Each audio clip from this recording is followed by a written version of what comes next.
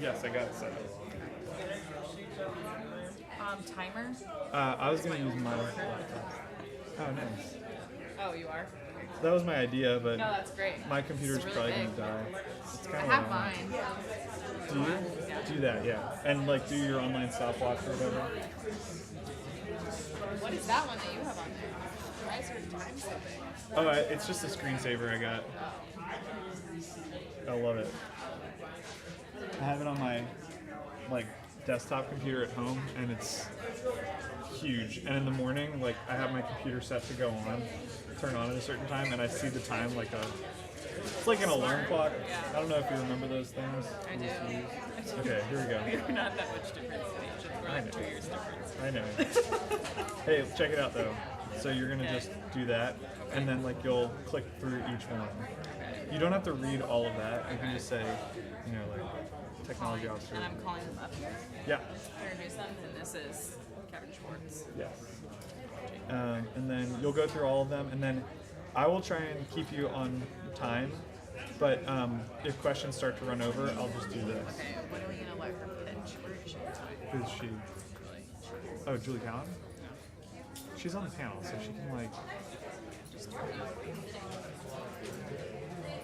want me to wrap up shorter time? No, I think it's fine. How much time do we need? We want this to stay under about 30 minutes. So again, I'll. Timer for 30. Oh, sorry. Oh, for this. Yeah. For this. Yeah. Nice. Yes. That's perfect. Then I don't have to walk around and say. I was also thinking for the quick pitches. We'll do it. Yeah, that's cool. So my browser history, this is like what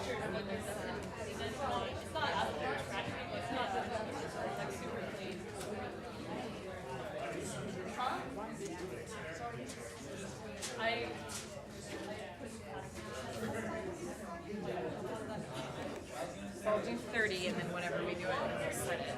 Yeah. What did Steve Cook, what did he talk about when he was here at Capital? They are doing a partnership with ACC. Yeah, it's kind of interesting actually. I mean, I think it's ultimately a good thing, but it's also just kind of a weird thing. Like, they're teaching Swift development at ACC, which is like, Swift is not an easy language. It's not an entry-level language at all. So, yeah, I'm not really sure how people. I think what will end up happening is that people who are actually outside of the ACC ecosystem will end up like, yeah, it'll be like people from around here like, oh, I'm gonna go to ACC and learn Swift, which is kind of interesting. Like, otherwise, that's exactly I think that's. It's ridiculous to do because I remember I told you I wanted to program this summer. Yeah, and you looked at like all the boot camps and Yeah, stuff. they're expensive though. They're like 10 grand Yeah. for like a few weeks. Well, Like a thing. and They're supposed to like, and even Hack Reactor is like 18 grand at this point. You just tell people to eat. Nobody's eating. Oh yeah. or they're not grabbing. Hello. Hey everybody, food is available in the back if you're interested in chowing down before we get started. We've got about another 10-15 minutes before we start, so go grab some food.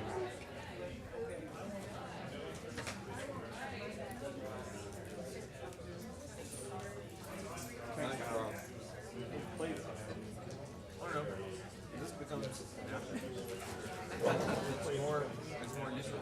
That's a good point.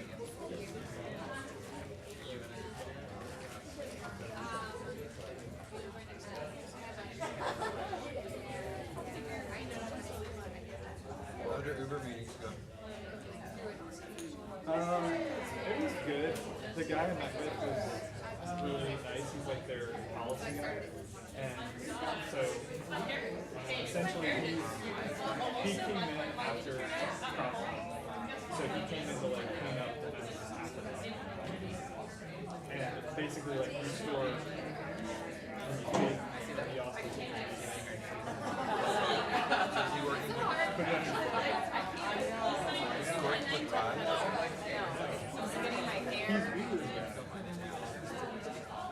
What's a nonprofit?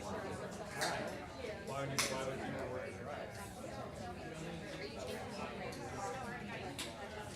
Free.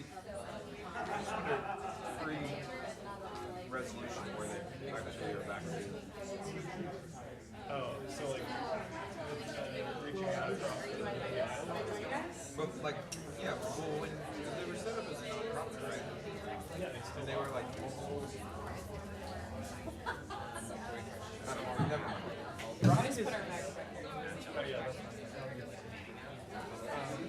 Just keep on one point.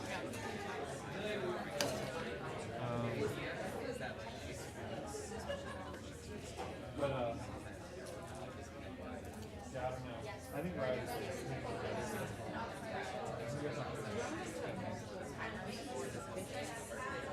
Yeah, we'll just do. There is a thing where you build. How do you do that? I did it the other day in class. And it's awesome. Egg timer, I know, is another. Yeah, it's from the egg timer. Okay. Yeah, that'd be great.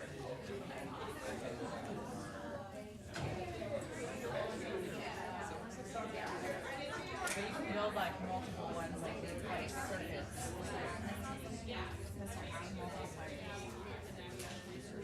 That's awesome.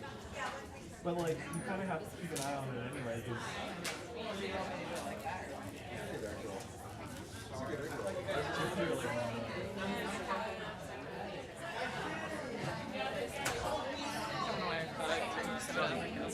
Where's the food from? It was from Ireland. Well, I like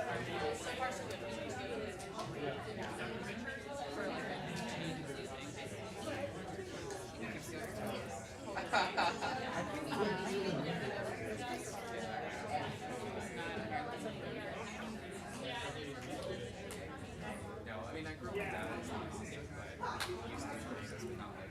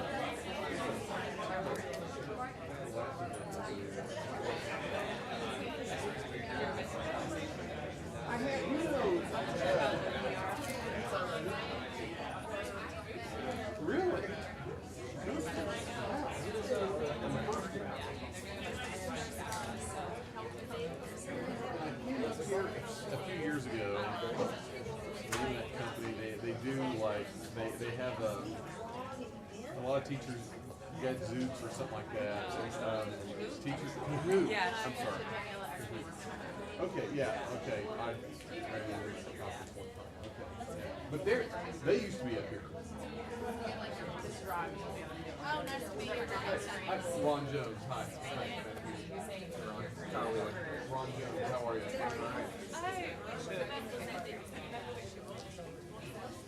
It was years ago.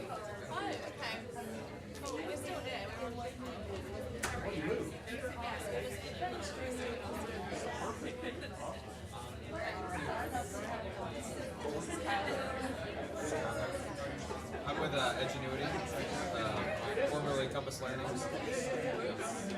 Wow. If I know you were here, I would definitely want to talk. Oh yeah? So do you know Chris Cole?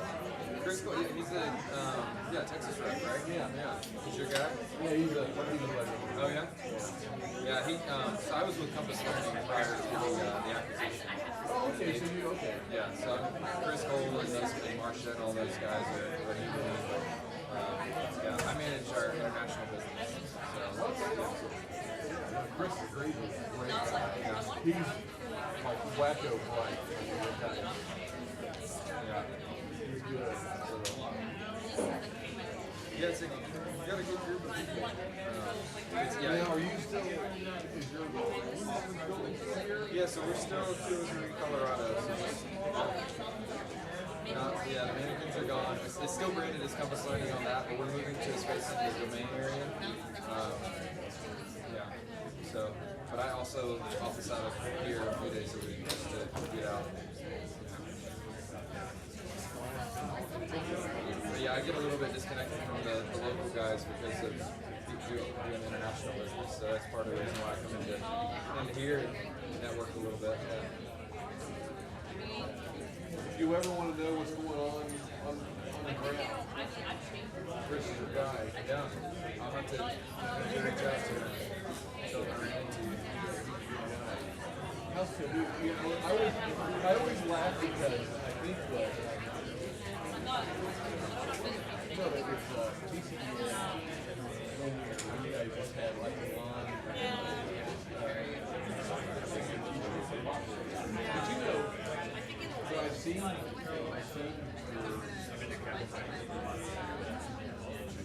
company come up as a big baby.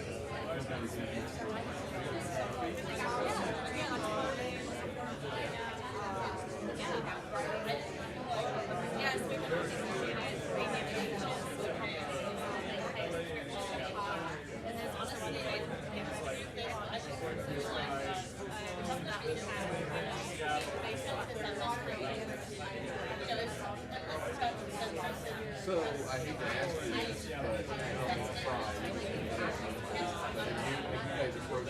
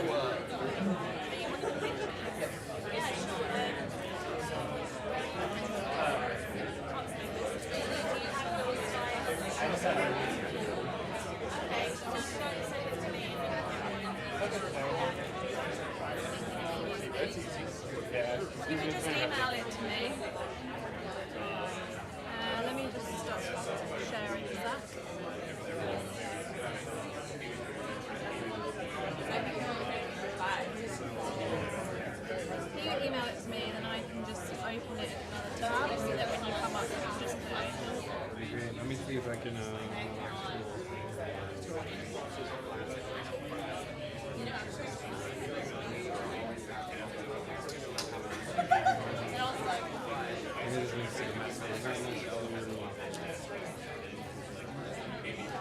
I don't think iPhones are necessarily the greatest for like sending files back and forth. Well, if it's just, do you have like slides or?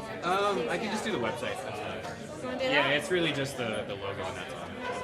Okay, I can pull it up now. Okay, cool. It's just It's absolutely that item. isn't it? Yeah. Customer. Yeah, we'll share. We'll put that up. Okay, cool. That'd be great.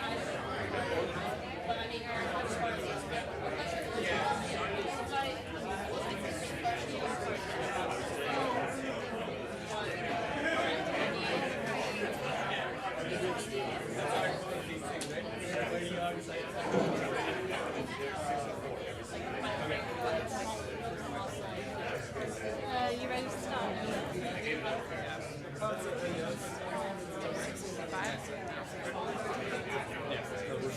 Julie here.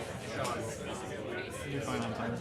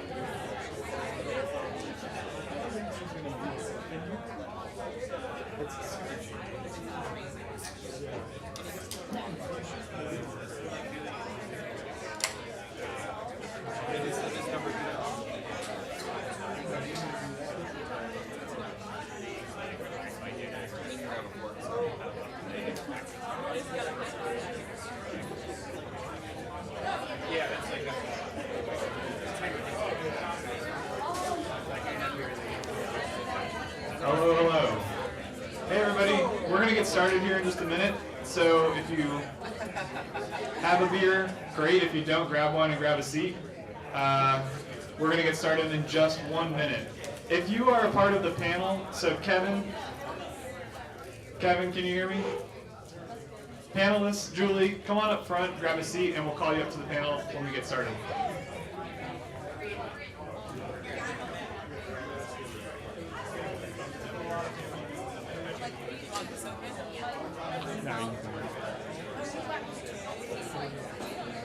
Hey, Julie. Great, how are you? Good to see you as well.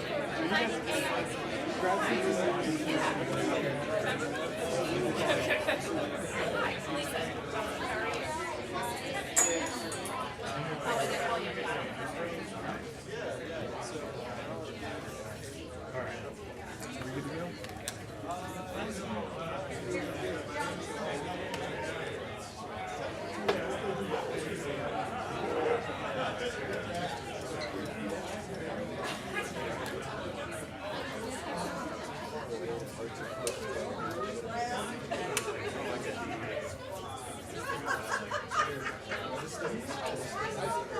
All right.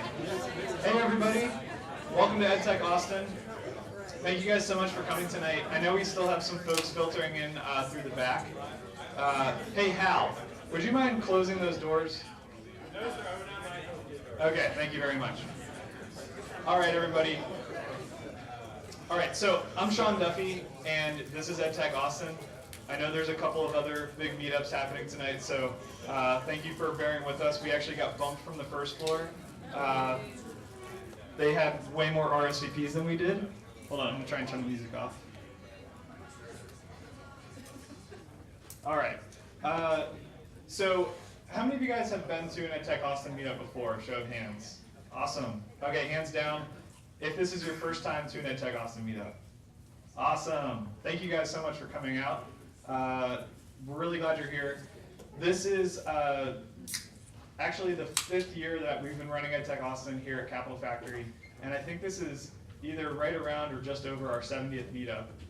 We do one meetup a month. It's normally the last Wednesday of every month, and we took a couple of months off in the summer. I was traveling, our team was traveling, and also Blues on the Green happened. So we try and bring together folks for specific topics and programs around the intersection of education and technology, and tonight is a really great example of that, as we'll talk to some really fantastic folks, leaders in the education community here in Austin, and then we'll hear from some fantastic startups who are innovating and building really, really cool stuff right in our backyard. Ultimately, though, this is a community, so the people that you're sitting around are educators, entrepreneurs, innovators, people who care and are passionate about education. So I hope if you get nothing out of tonight, you get to meet some really cool people and have some really good local beer and food. It is all volunteer organized, and so this is my opportunity to give a huge shout out to the organizing team, Daniela, Lena, and Kyle. Round of applause for them. And if you are ever interested in helping, we can always use a hand. So see me after or at some point during tonight's program. And also, if you're a company in town that wants to help support this program, it is sponsored entirely by companies in town for the low cost of beer and food. So if you ever want to sponsor a meetup, we're always happy to promote local companies and have y'all sponsor. And so a huge milestone for us is crossing the 2,000 member mark, but we know that there are lots of folks who don't know about EdTech Austin, so if you like this, please recommend us to a friend, and you can tweet at us, tweet at your friends, email them, or whatever technology people are using these days, Facebook, Snapchat, I don't even know, can't keep up. So please feel free to invite a friend, a teacher, or a colleague to the next EdTech Austin meetup. All right, so for tonight, we've got a pretty good program planned out. We have our panel that's going to happen here in just a minute. We'll do a short break between the panel and the pitches. If you need to use the restrooms are through the entryway where you came in, and then to the left or right inside the space. I think we have Wi-Fi on here in a second. So we'll get to the Wi-Fi password. We'll do the pitches, and then at the conclusion of that, we'll have open networking. We usually do a lightning round, and I didn't schedule one because I just was afraid we'd go over on time. I know of at least one person, Chris, who wants to say a few words. So we'll see where we are on time, whether or not we do a lightning round or if we just hear from Chris. But I did promise Chris that he can speak. So that's our plan for tonight. We do have to be out of here by 9 o'clock. And so anybody kind of lingering around like at 8:50, 8:55, you're going to help me clean up. So thank you for doing that. But we do have to be out of here by 9 o'clock. And if you are interested in getting on the Wi-Fi and tweeting at us at EdTech Austin, the username is Capital Factory and the password is Center of Gravity. All right. So this, as I said before, this is possible because of the partnerships that we have in the community. EdTech Austin has always been at Capital Factory. They've been here with us since day one, way back in 2012. And so thank you to them for providing the space. And then also Pareto, our good friend Sam Reed, who has been sponsoring for this whole year. So really awesome, and we really appreciate that. And we appreciate you all being here. So thank you to Capital Factory and Pareto. A couple of updates for you and just some community announcements. As I sent out in the email, street parking is now, you have to pay on Wednesday nights, which is kind of a bummer because it used to be free for meetups on Wednesday nights. If you did park in the Omni Garage, I have vouchers, and I can give those to you at the end of the night. Also, Double Line Partners, they are hiring for 2 positions, both sales positions. I sent out the link through EdTech Austin, and you can find it through their website. And then also we have a couple of folks, Jillian and Steve here from Double Line Partners, so talk to them. And then last but certainly not least, I am also working on a nonprofit scholarship organization called Education First, and we're holding our annual summer benefit. Education First is a nonprofit scholarship organization that provides scholarships to first in their family, first generation college attendees, high school seniors in the area. We gave out $6,000 in scholarships last year, and this benefit entirely goes towards that fund of providing scholarships for those students. So it's really, really fun. It's going to be here at Capital Factory. It will be on the first floor, and we will not get bumped from the first floor. We've got live music, great local beer, great local food, and it's to support a really good cause. There's also a silent auction, and last year we auctioned off passes to ACL, passes to South by Southwest, and then a whole host of other things, including like wine and packages from local Austin businesses. So I sent out a link to that as well, and you're all here, so you check your email. If you're interested in attending that, you can find the registration link in the last email that I sent out a couple of days ago. All right, with that, we are really excited to welcome some folks, as I said, from the Austin education community. And our moderator for tonight for the panel is Lena Saleh, who is a fantastic math and science teacher from Leander ISD. And I will turn it over to her to introduce our panelists. Round of applause for Lena.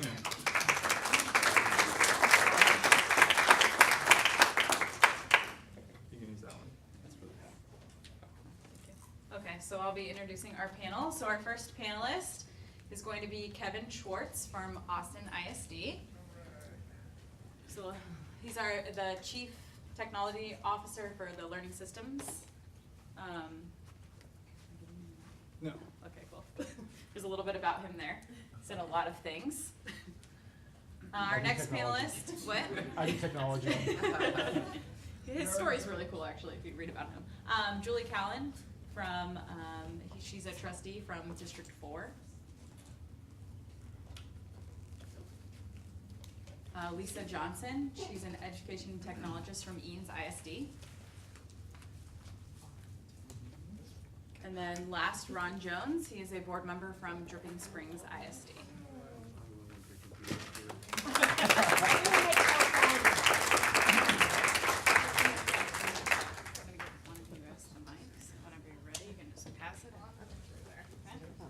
Press the tap the bottom button once. Of course. Right. Okay, so as we know, the local technology is the driving force for our world, as well as school systems are starting to feel the pressure of being able to introduce this into our classrooms. We know that it's a very challenging and competitive market for our startups or for any of the educational technology companies to get into the school district. So as a decision maker in the process, what is your perspective on working with startups? You got the mic. I guess I'll start. I also made notes. So anytime we look to work with a startup, we worked actually with Bulb, we worked with Kahoot and some other things kind of along the way. We look for longevity, so we look for something that's going to be around.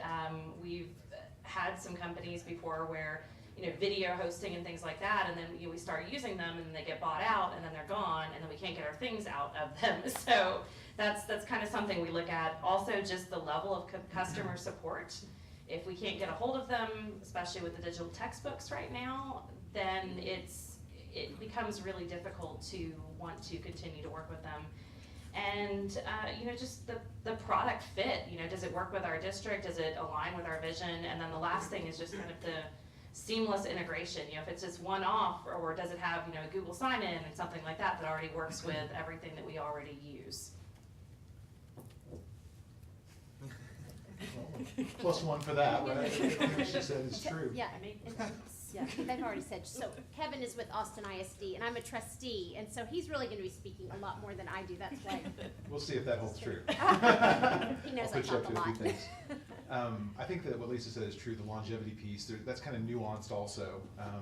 I think, what can I add to the conversation that you already know? I think we don't want a solution in search of a problem, right? I think that we get that quite a bit, where someone thinks they know what we need and yet it's not anywhere near the mark. But the longevity piece is there too, because we'll take a risk, right? We'll work with a startup, but it needs to be something that has some legs and can go for, has a good chance of that anyways, and we'll take a risk. It's got to be cost effective for sure. I think sometimes people, you know, want to make their first billion on our backs, and you know, it's not going to happen. Well, let me just pause there. And What do you think? Ron, do you want to? I agree. Thank you, Kevin. And my name tag is.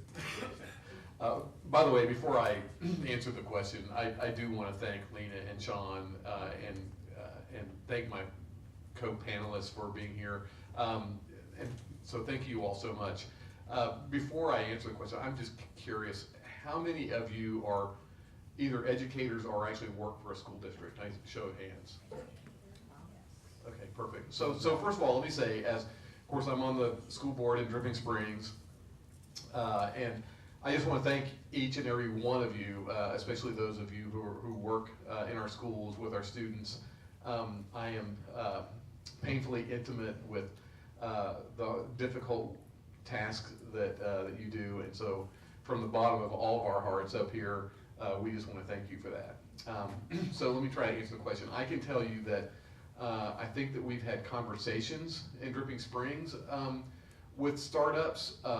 The missions have to align with what we're trying to achieve, and then of course oftentimes there's a little bit of a monetary discount associated with it. But let's face it, that comes at a price too. Even if it's free, it's not really free because you have to train your teachers. There's time involved. There's some other factors that go into it, technology decisions, and so really we kind of have to weigh all that very judiciously as it relates to the rest of the agenda of the school district. And I can also say I know that actually Julie's sitting over there. I'm going to offer. She'll kill me for this, but I met Julie years ago. Our sons were Little League teammates years ago, so little did we know that we would both be serving on a school board years later. But so I've known Julie a long time. But really, I think that when school board trustees get involved in these kinds of conversations, they're really more from a governance perspective. And so what we do, just because we're exposed to a lot of ideas, and of course, and actually coincidentally, I work in education technology. I've worked for companies like Plato Learning, Princeton Review, Carnegie Learning through the years. So I get it. I know what this is all about. But also just from my perspective, like I don't go to our curriculum director or technology director and say, hey, eat this or try that. I'll certainly, if we come across an idea from a governance perspective, if it aligns with what we're trying to accomplish from a school district perspective, I'll certainly arrange meetings, that kind of thing. But school board trustees typically don't make those kinds of decisions. Is that room to ask questions? Yeah. Do we ask questions now or hold them to the end? Let's hold them to. Okay, we'll hold it to the end, okay? And we'll do Q&A after this. What is your driving factor when you're considering to work with an EdTech company, startup, or even an established company?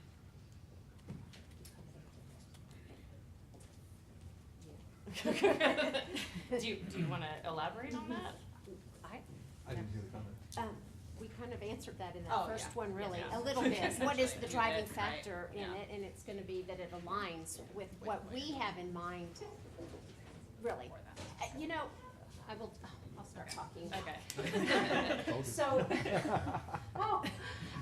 So Ron and I are trustees, and what a lot of people don't understand is although we're elected, we are not like legislators that get to think of all the ideas and see them implemented. We really are just governance, and so we get to set our strategic plan and vision for the district, but once we've hired our superintendent, he gets to hire all of his staff. So really what you are working with is the staff, and we're trying to fit in, we're just trying to accomplish all of our goals. So me being here is probably not of value to you, really very much, except I do have some ideas at the end. Trustee Count is super modest, right? Because those goals she talked about are actually written down, and we're held accountable to those also. So we're trying to solve the problems that we agree on that we need to solve in Austin ISD, as is happening in Eanes, as is happening in Dripping Springs, and every school district around the state. So the purposefulness of the thing that we're trying to do is very much there. There's not a lot of, hey, let's just go try this, right? It's got to be like directly related to what we're doing. And then there's some boundaries on that too, where a great idea still has to fit. And Lori mentioned that. I'm sorry, I called you Lori. I know a Lori Johnson. Lisa, There is a I Lori know- Johnson. She gets all of my email I and know. forwards it to me. I probably created her email It's account a years small, ago. small world. Wow. Yeah.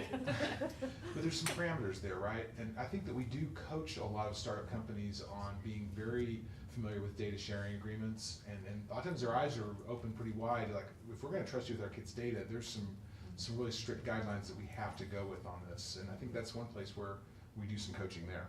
Yeah. Well, and I'll elaborate on my position. So I'm an educational technologist, and I work daily with our staff, about 220 at the high school and about 2,700 students. And so we do make quite a few day-to-day decisions on, what apps and tools are we going to share? What are we going to add to self-service? These sort of things. And from day to day, it's important to, and I'll kind of move back for a second. We had a company that we were, apparently, let's turn that light off there. We had a company we were working with for portfolios. And while it was a great company, we were realizing that we weren't using all of the services that they really offered, and that was problematic. So there's kind of the idea of island hopping. What was happening for many years is, this group moves over here and they try this and that's awesome. And then they, hop over here and then they try this and that's awesome. But what was happening is the vast majority of our teachers were like sinking between the islands, or they weren't making it to the next island, and that's problematic. So I don't want to say we scaled back, but we really said, we want to get a baseline for everybody. We want to get everybody on the boat and make sure that everybody's using, I'm not saying everybody's using necessarily the same tools, but when Google Classroom came out, it was more stable, then it seemed like a really good tool, since we were already in the Google atmosphere, to begin using that as a portfolio. And not only a portfolio, but also kind of the transferring documents back and forth. So I think a big push for us is not leaving anybody behind. And I feel like sometimes, these 3 people are using this and this is awesome, but what about everybody else? And so we really wanted to make sure that we had a baseline for our staff, which also then means that all of our students are benefiting and moving, not, sinking between the islands, I guess. Thank you, Lisa. And I think, again, from a governance perspective, one of the things that we always ask a lot of questions around is, what exactly are we looking for a solution for? And so I talk about this story. Years ago, I was on the Education Foundation board, and a teacher applied for a grant, for an innovative teaching grant, and it was a reading program, and it really helped about 200 kids. I don't know for a fact, I think they were special ed kids, that really moved them substantially from one Lexile substantially to a much higher Lexile in a very short amount of time. I thought, wow, and to me that was huge. And so, being it from our perspective, from Julie's and my perspective, I mean, we're asking questions around, okay, whatever technology that you're trying to implement, how much can we lift, and how far can we carry it, and how long will it take us? And at the end of the day, my aunt, who was an administrator in Galena Park, used to say to me, and especially when we talk about technology, it's got to be easy for teachers to use. Okay? If she said it once, she said it 1,000 times. If you're not making the teacher's day easier for them some way, don't come and talk to me. That's what she was about. I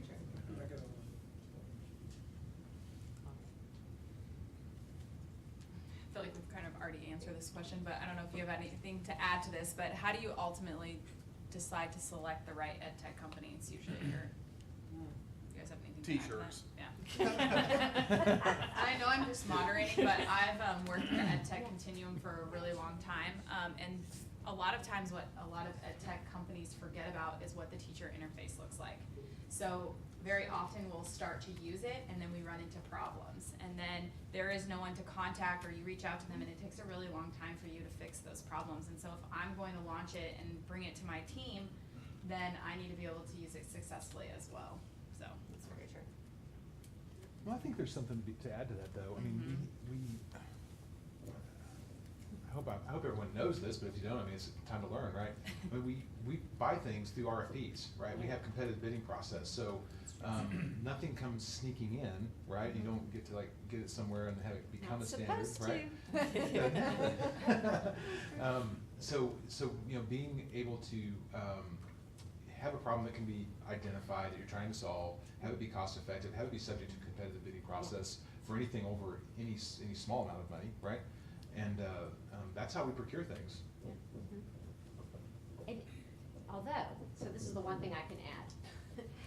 Depending on what it is that you have, whatever your product is, I am a member also of the Austin Ed Fund, which is our foundation that supports AISD. And it's just in its new year. And one of the ideas that I was going to suggest for you, again, it depends on your product. We give out grants to teachers and schools. And you know, if it's something really small and you can connect with a teacher on a campus and they're interested in trying this out and it meets the criteria of the Austin Ed Fund, that could be one way that you just get a leg in the door. And I don't think it should be overlooked. Oh, I thought you were whistling at me. Made a good comment. So to me, you know, you need to know who your audience is, and if you're willing to just start it in a classroom or in a school where a teacher has that particular interest, I think that's a good way to get it going. But Kevin is exactly right that everything goes through a real strict procurement process, and it's all, we have the RFQs and RFPs, and that's the way it has to work. These are public dollars that we're all dealing with, and they're very valuable dollars as the state continues to take more from our districts, all three of our districts here. And so we're gonna be really careful with all of that. I concur. I have a question to add on to that. Once a product is I guess brought into the schools, how do you measure the effectiveness? What input do you get from teachers? Is there a formal process for that? It's like once the selection has been made. Sure. Well, it falls into multiple categories. Like I was saying with that portfolio, you know, on the back end, you could look at that software and say, oh, you know, they're only using it to literally share a document with people and get it back. So we can look at it kind of from the usage, like Nearpod, you know, how many people are using it, what times are they using it, what campuses are using that. A lot of times the back end analytics are really, really helpful for us in moving forward with it, and then just meeting with teachers too. I meet with, like Math Space was something we actually just started with, and seeing, and then also talking to the students, because I mean, any level of students. I mean, I have a 5th grader and a 3rd grader at Eanes Elementary, and they can tell me exactly what they've been doing, and they can, you know, tell me from the student perspective, especially at the high school too. So I think getting that information, we actually had, I'm probably gonna give you the wrong name, but when we were going through here, we brought in parents, we brought in staff, and we brought in students, and it was like a innovation group decision, probably a better name for it, but thank you. Thank you, the DLTF, the Digital Learning Task Force. And what was really great about that is they got to visit all of the schools and really see what we were doing, and then you kind of move forward with those things. So I think bringing in everybody to see those things and to kind of be aware of what we're using is really valuable, especially when our money is going other places, and that's really important to get community buy-in. Well, and that's a good question, Sean. And actually, I'm going to answer this question from my perspective from the work I've done in education technology, not so much on the school board, because again, we don't really get into the weeds in this regard, although I do ask implementation questions. And so I think that the answer that I would be looking for is, what would an implementation document look like? You know, really, okay, so a product or service is going to have, you know, you're talking about certain outcomes. Okay, so how can we forecast those outcomes? Who's engaged in the process? What, because you're not going to get buy-in from all the teachers. You know, you're not going to get buy-in from all of the parents or the students for that matter. But you do need to get buy-in from leaders that can affect change. And so I would always be looking through, an implementation document to find out really who's involved in pre-implementation process, the all the way going through the post-implementation where you're basically forecasting, academic achievement, for example. And so we want to hit certain levels. And so I want to see, from my perspective, what that looks like and how we can track it so that at the end of the day, we can say, oh, this was a great idea, or no, that was not such a great idea. And that happens every now and then. I guess I have to answer with what I originally thought when you asked the question, Sean, which is it depends, right? Very much depends on what it is we're trying to do and how we try to measure that. I think we work very hard every day to not measure the wrong things, but to measure what matters. And so it's got to be doing the work that we want it to do, and that could be something that makes us more efficient. It could be making something that raises reading scores, or something that is an opportunity to try something new. So there's different ways of measuring, all kinds of different products, but having a shared understanding between our partners and us about what it is we're doing, I think, is the most important thing.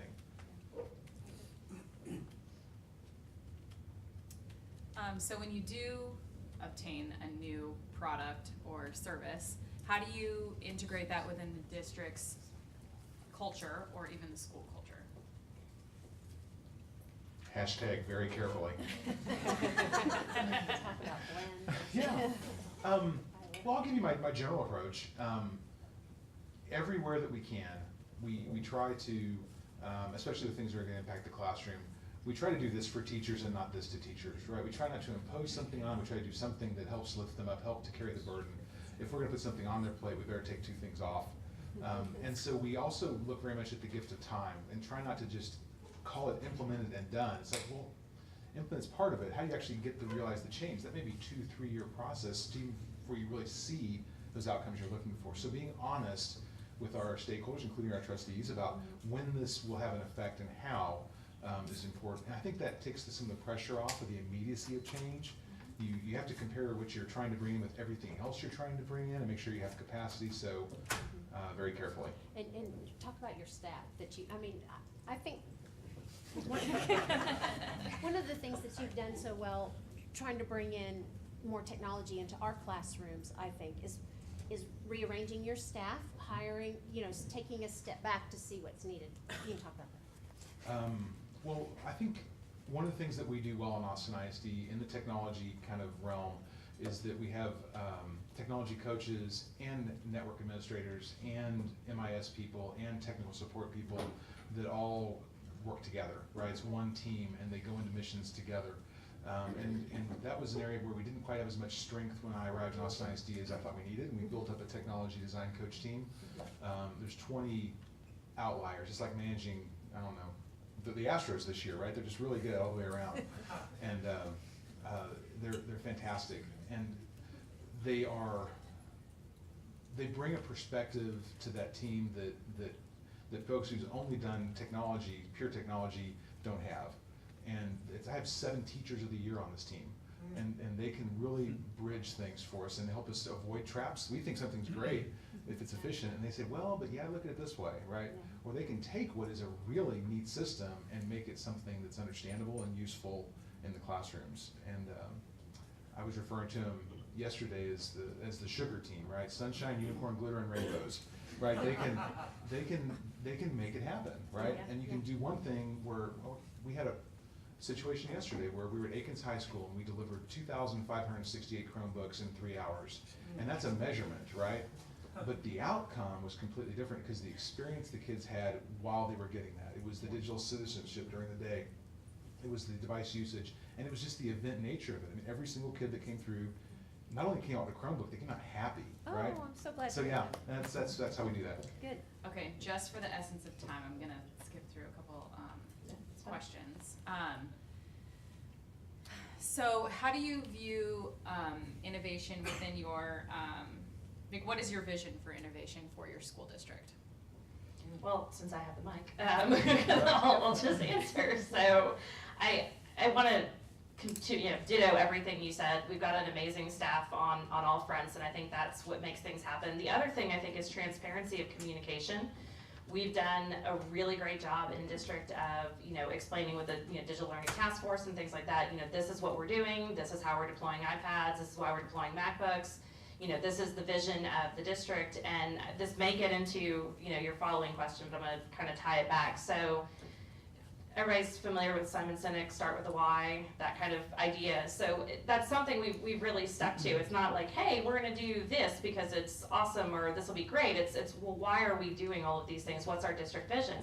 And our big district vision right now is oral and written communication skills.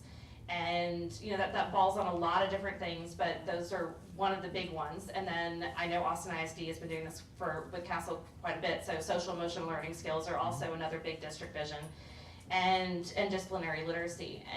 And so what's really been nice, and I think it also kind of gets everybody on the boat, is teachers know this. It has not changed. Our district vision has not changed for the past 2 or 3 years since our new superintendent. And so that's been really helpful to, hey guys, we're just gonna keep moving deeper.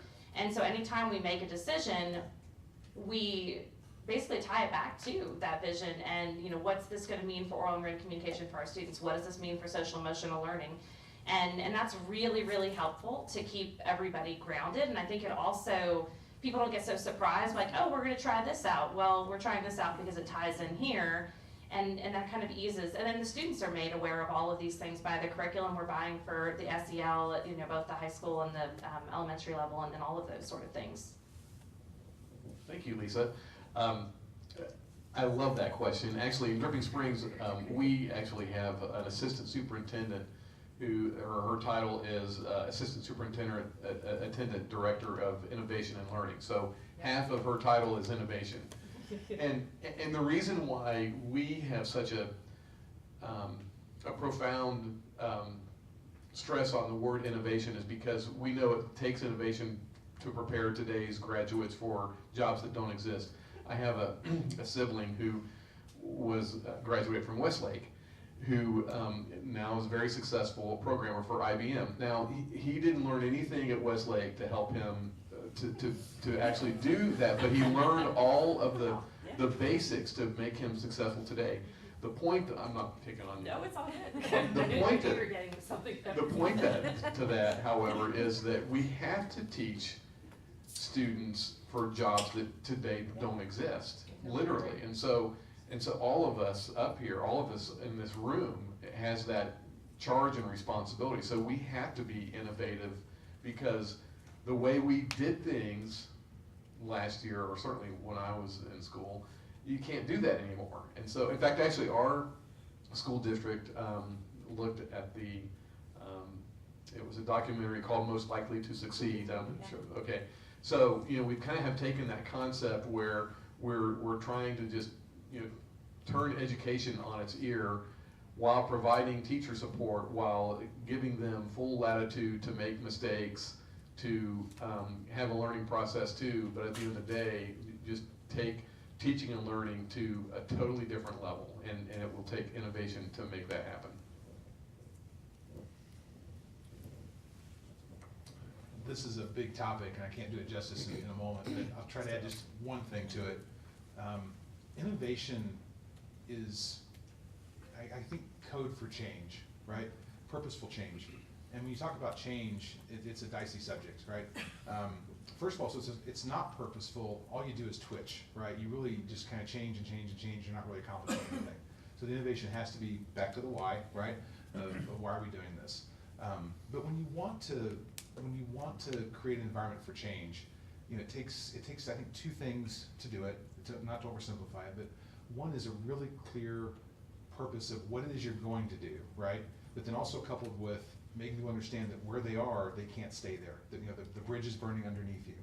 And you got to that with the jobs, not only for jobs that are coming, but don't teach them for jobs that aren't going to be here either. We have to recognize that both sides of those things are happening. We have to change. We have to do this, or we're not doing the right service to the kids. And what is on the horizon for your school and districts?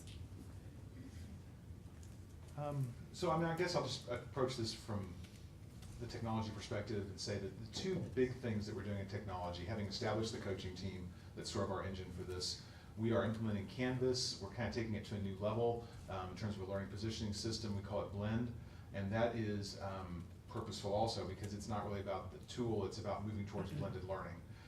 And then couple that with one-to-one deployment of Chromebooks at our high schools. We'll do 20,000 of those before second semester, I would say. And those two things together are more powerful than the sum of the parts. I want to end. Oh, okay. Well, I touched on, you know, the SEL and the oral written communication, disciplinary literacy. Something else, I want to get back into the SEL because there's a quote, I think it's by the Boeing, that said, we hire for hard skills, we fire for soft skills. And I think that ties in really nicely to what you had said. And so as I'm working at the high school, especially, you know, with our incubator students and things like that, I am noticing, because I'm seeing this every day, those are the skills. Yeah, I mean, I think we've got great on, you know, curriculum and instruction and all of those things, but those sort of skills, like how do I build a portfolio? How do I build a resume? How do I communicate with email? How do I communicate online? All of those things that all of you do daily, who may or may not have been taught how to do that, you know, might be something you kind of learned on the job. Those are the skills that are really, really important moving forward, because we don't know what kind of jobs, you know, they're gonna have. I mean, I think of my own, you know, 5th grader and 3rd graders, they're kind of moving up the system. I have no idea what they'll be doing in, you know, 20 years, but I know that providing them with that you know, social emotional awareness and the ability to work well in a group and all of those things will serve them well no matter what jobs they have. And I think that's kind of where that whole SEL and oral written communication and disciplinary literacy and things like that, kind of where we're moving. Well, and I think in Dripping Springs anyway, I think the answer to the question is, for us, what's on the horizon is that we are looking very earnestly for a way to implement a personalized learning plan for every single student in the district. Once again, it's going to take innovation to pull that off in a lot of different ways. Technology is going to play a huge part of it. But then, you know, finally, you know, I'll just say I got a phone call today from one of my clients in the Dallas area because they couldn't buy some, I can't remember, it's a software program, because of budget cuts. And so, and you all are suffering the exact same thing they are in Dallas. They're suffering it everywhere across the state, you know. And I think what I remember most from any time there's a budget cut, we used to have an assistant superintendent that used to say, well, we're just going to have to be better. We're going to have to be better with less. And so again, I think that's where you know, innovation comes in. I think it's where technology comes. So especially as budgets shrink, you'll just have to be smarter, faster, more innovative, and more nimble, and be at the same time ultimately serve, you know, the students of Texas. Well, what's also on the horizon for Austin ISD is a bond that we are asking our voters to support November 7th. And so, and part of that bond pays for technology and enhances what we have. Our districts are all different. You know, of course, we have 83,000 kids, and they come from all different socioeconomic homes. And the dollars that our taxpayers have been sending back to the state have really led to some of our buildings being in great disrepair. We had a Facilities and Bond Planning Advisory Committee that's met over the last 18 months and done a really thorough, good study of what is needed in our school district. And we hope that the community, you all included, can come along with us. We want to have 21st century learning spaces. We have toured a school in Round Rock ISD and one in Leander ISD, and I can't tell you, it just brought tears to my eyes to see how fabulous they are and to know what our buildings look like right now. So I hope that you all will take the time to become educated about what is in this school bond. And I mean, all of you all can appreciate what this can do for us. And it is $1 billion bond. We've never done that before. It's really historic. But as a trustee, I can stand in front of you saying I'm very confident that what's in there, we have $4 billion worth of needs right now have been identified. This is just a quarter of it. But what it is, it's the worst first. It's to address some overcrowding as well. It's to become more efficient in our district. And so I hope that you'll learn a little bit about that and take this back to your neighbors and your coworkers and share this information, factual information. AISDfuture.com is the website that you can go and you can find. I have a lot of information as well, but we really do ask you to become engaged and to know what's happening in our schools. We have great learning in every one of our schools, 130 schools. And sometimes the measurements that the state places on us doesn't show that. But all of our children have access to this technology and they have access to great teachers. And I don't think I can express enough. As trustees in particular, we're very proud of the work that our public education system does in the state of Texas. I don't think everybody lifts that up as well as they should, because our children are so precious. And so anyway, love to talk to you more about that later. All right, so we are going to open this up for some questions. Yeah, sure. Yeah,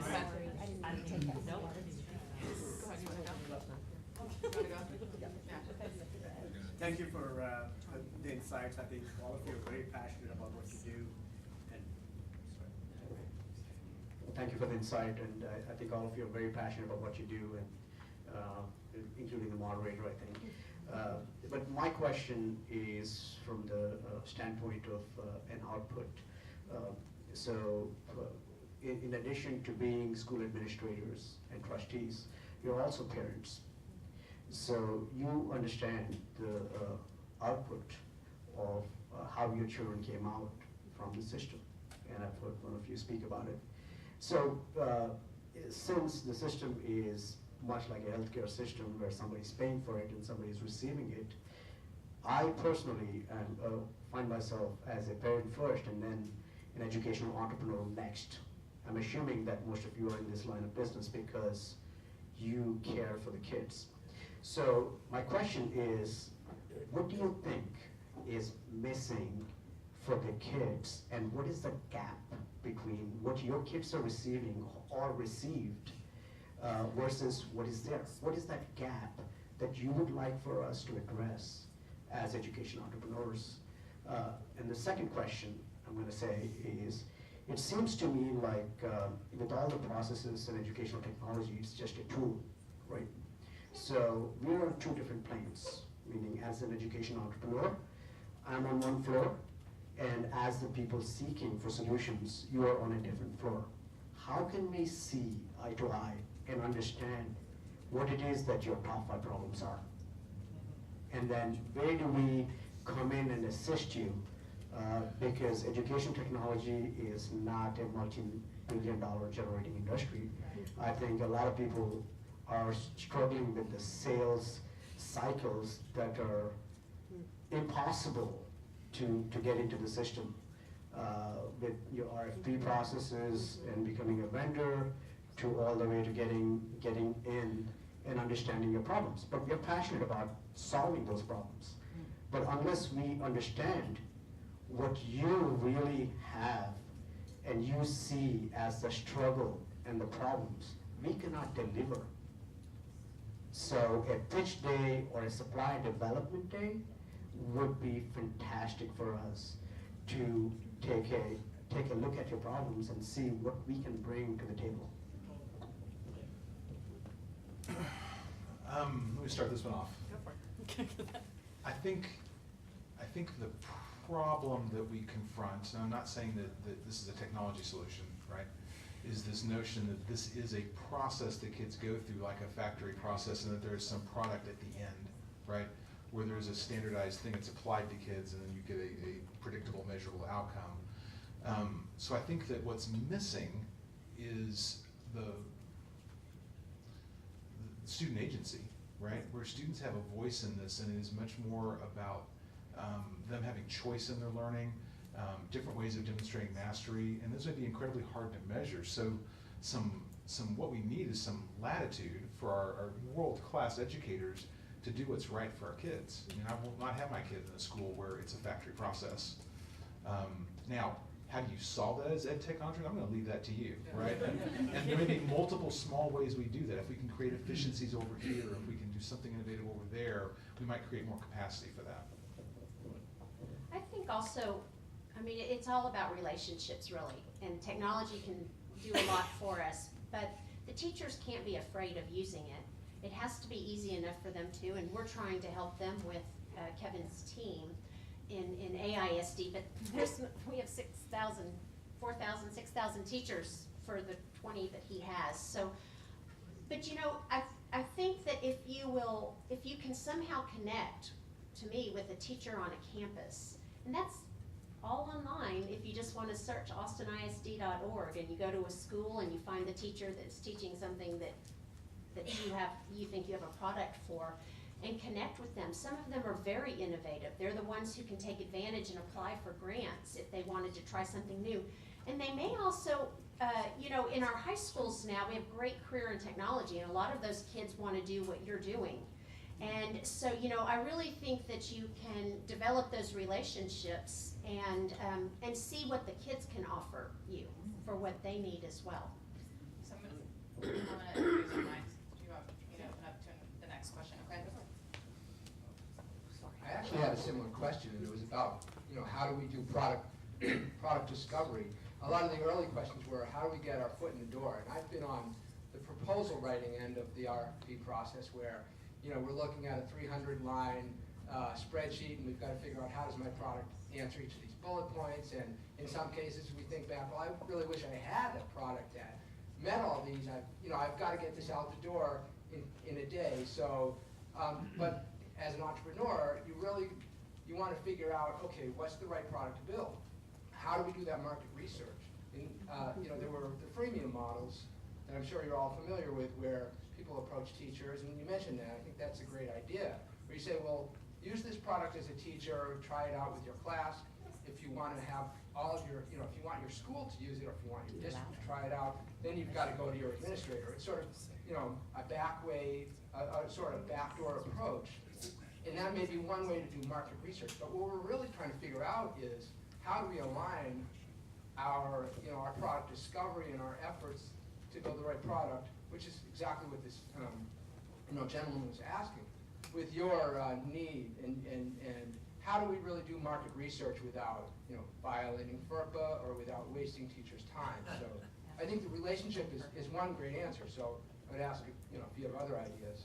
Well, I was also going to mention pilots, because it seems simple enough, but a lot of the products that, you know, have done well, like I mentioned Bulb just because we've had a good relationship with them, and I have many times said, I don't like this, this isn't working, but that's the nice thing. I mean, you could start out with something that, hey, you know, this is going to be great, and when you start, I don't say start small necessarily, but when you start with those pilots, it's a really, really good relationship, because not only is the school being able to use those things, but then you're also getting amazing feedback. And a lot of those, depending on where they are, and I know that we're all in Austin, so you have that, you know, advantage of being local, is they'll come into the schools. We had, there's a Shakespeare iBook that we were using, and that developer actually came in and worked with our students and asked our students, like, what is working, what is not working, and the feedback that we got and he got, which really not only made it better for our own students, but made it better for the entire nation and beyond,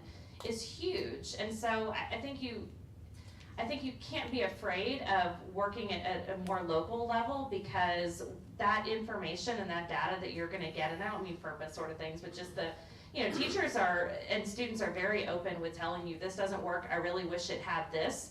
And I'll tell you, even my level, I wouldn't know to tell you that, but we had students that said, well, I really wish you could, you know, dual code highlight. I would have even thought to think about something like that, but they've been using it for 6 months, and they're like, I want to highlight this in 2 different colors because it's 2 different things, and I can't do that. So I think that that's a really, really important, I feel like sometimes untapped resource. I think I can take a stab at both your questions. Actually, Ray, you bring up a good question. But also, I think the first thing I would do is read what the superintendents and school board people are say what their problems are. I have learned more at a bar, at a superintendent conference, talking to those guys about what their problems are, than I have reading anything on the website or anywhere else. That is, and ask questions and be prepared to just listen. So that would be my number one piece of advice. And I think secondly, and Ray, you touched on this too, is like both of my kids already graduated, so I didn't run for the school board until after they were done. And so because I'm passionate about public education, because I've done well in education technology, I felt like I wanted to give back. And the demographics are certainly different in Dripping Springs, but I can tell you that, you know, the thing I worry about in Dripping Springs, Texas, are the kids that kind of fall through the cracks. You know, to me, that like Dr. Simmons over here, he has 3 daughters that are very successful. I don't worry about those girls. Wouldn't worry about any single kid of any of you people here. I worry about the kids that whose parents are not engaged. They're somewhat directionless. Some of them kind of fall into different demographics. Those are the kids that I worry about. So my answer is going to be a little bit different from Julie's or Kevin's, I think, certainly. But I would certainly ask a lot of questions and be prepared to just take notes and figure out what problems you can solve the most and the fastest. I'm gonna take another question, okay? And this is the last question. Okay, well, thank you for being here. My name is Anthony.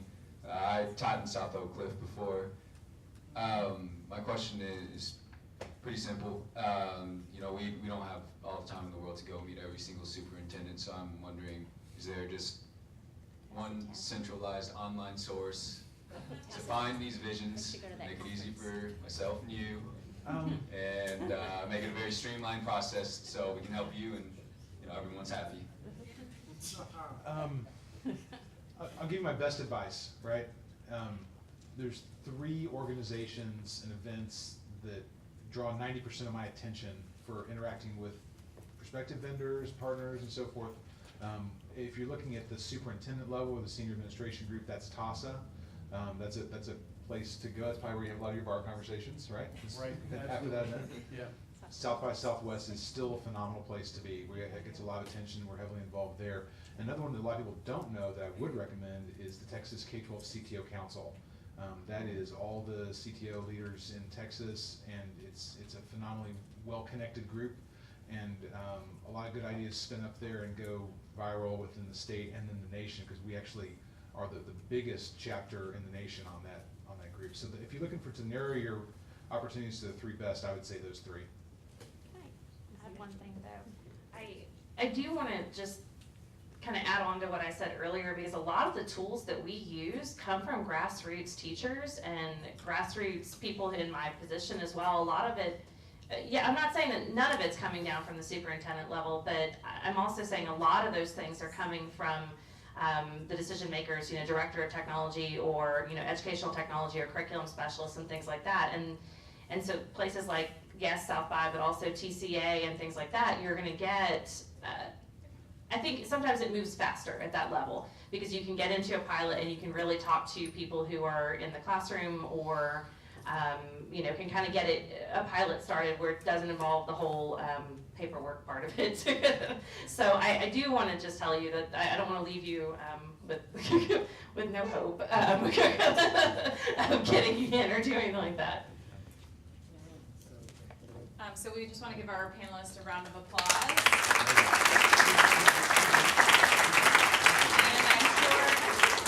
And I'm sure that the panelists would stick around after to answer some questions, hang out, so if you have questions afterwards, and now we're going to start the next part of this. But not to the cleanup part. Yeah, not the cleanup part. I could stick it. Okay. I think we're good. Can you guys hear me? Yes. Awesome. Thank you guys so much. Really appreciate the conversation. And sorry we had to cut audience questions short, but we loved the conversation from the panel. And as Lena said, these folks are great, and they will definitely be happy to take any questions you have later. And so we are going to move on to the next segment. We're running about 10 minutes behind, so we're going to do a quick break. If y'all want to use the restroom, grab a drink, we'll come back and we'll start with pitches. If you are pitching, one last thing, if you are pitching, come on up here and we'll hang out in the back so that we can just go one after another. Awesome, thank you. Yeah, we won't start now. I'm pitching at the time for the rest.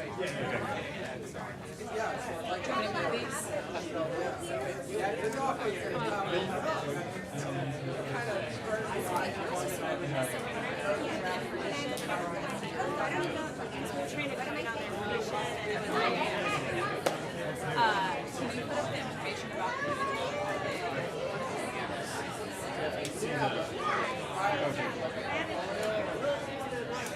Hey. Sure. I work for Dev Network. We're putting on Austin Developer Week. Okay. Do you have like an announcement section or anything? One suggestion I have is go into the comment or the comment section on this meetup and drop it in there, and everybody here will see it. And everybody who said they were going to show up and didn't will also see it. So Arthur's going to do his presentation. Okay, Do cool. you want a thumb drive or what's the best Either a thumb drive or if you can do AirPlay. I can do AirPlay. Cool. So you just connect to. Hey, how's it going? Good to see you. It's been a while. Yeah, been a while. So connect to Capital Factory. It's you have your Wi-Fi camera. We can find that. It's also through the slideshow. I can see the link. You can do that. Whatever works fast. Yeah, just do Apple. Apple TV. Okay. Or just need to be on your side. So it's Capital Factory and the AirPlay. That's what the password is center of gravity. Don't do Capital Factory guest. Do Capital Factory regular. Yeah. Do we need like a time thing? Yeah, Nina's gonna have that. Time actually on Hey, how's it going? disconnect. Good to meet you.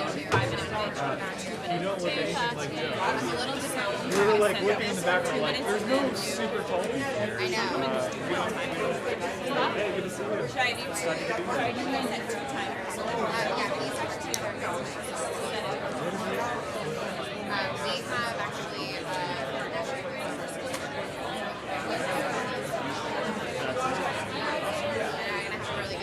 Yeah, that's great.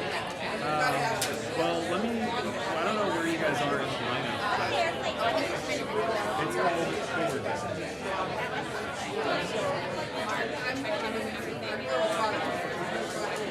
I don't, but if you want to do either AirPlay or email it to me, okay.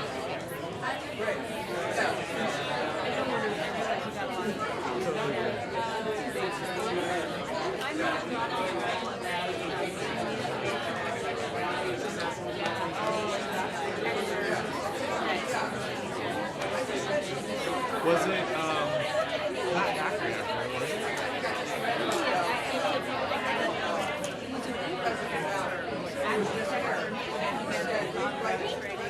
Oh, tech hire.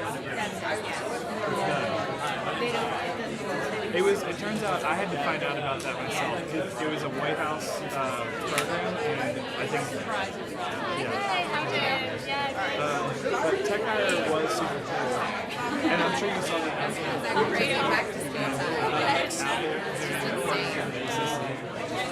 It's some of the same people. They just announced it on Friday. Yeah, it's some of the same people doing like, certification and that sort of thing. But yeah, let's talk afterwards because I've got some other ideas.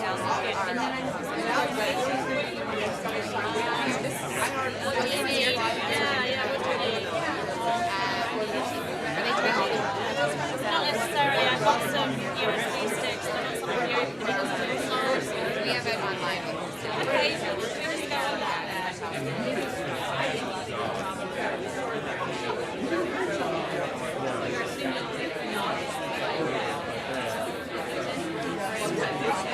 Well, whatever. I'm trying to think like maybe Adam from UT. He's So when you're not, we'll have your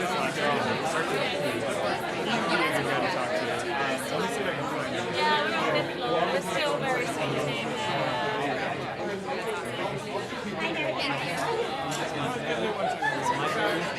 Yeah, this is yours, right? Yeah, so we'll put this in when you're ready. And then, let me see. I'll open it like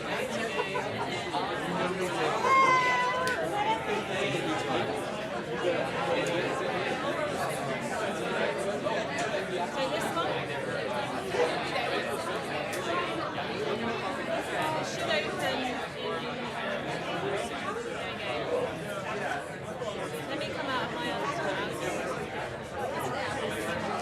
Cool, so when you're ready to go, you can just play.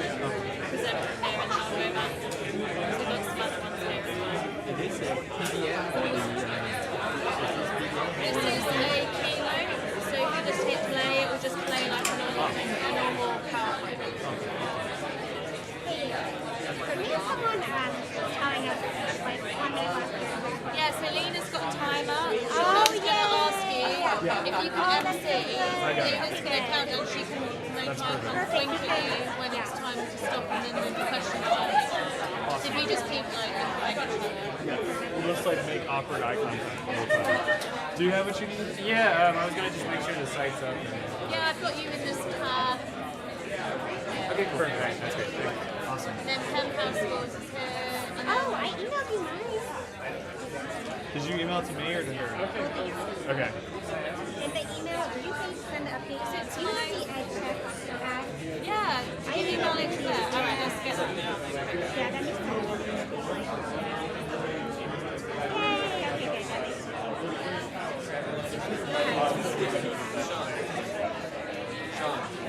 Yeah. All right, we're gonna get rolling here. We gotta go.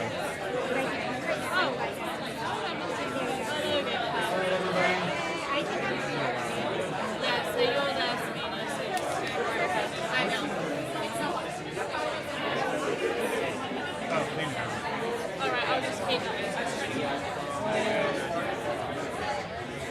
All right, everybody. Make your way back to your seats. We are just about ready to get started. Make your way back to your seats. If somebody can walk out into the hallway and yell at everybody, that'd be awesome.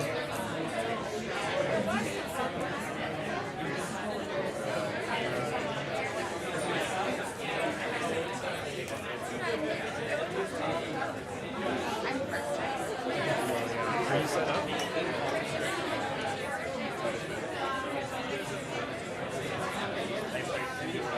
And do we have a clicker? Ah, I have one. And that's a clicker. It's like a hard 2:30. I mean, I have to be there to do. Yeah. And we'll do Q&A as well. So, And then forward back. that's perfect. And this will be we're in the slide right now. Okay, everybody. We're running short on time, so if you could settle into your seats. I see Hal holding court back there. I'm just gonna always call you out. You're always the tallest, loudest guy in the room. Yeah, you can do that too. All right, everyone. All right, I'm gonna do a teacher thing. If you can hear my voice, clap once. If you can hear my voice, clap twice. If you can hear my voice, clap 3 times. Okay, that works every time.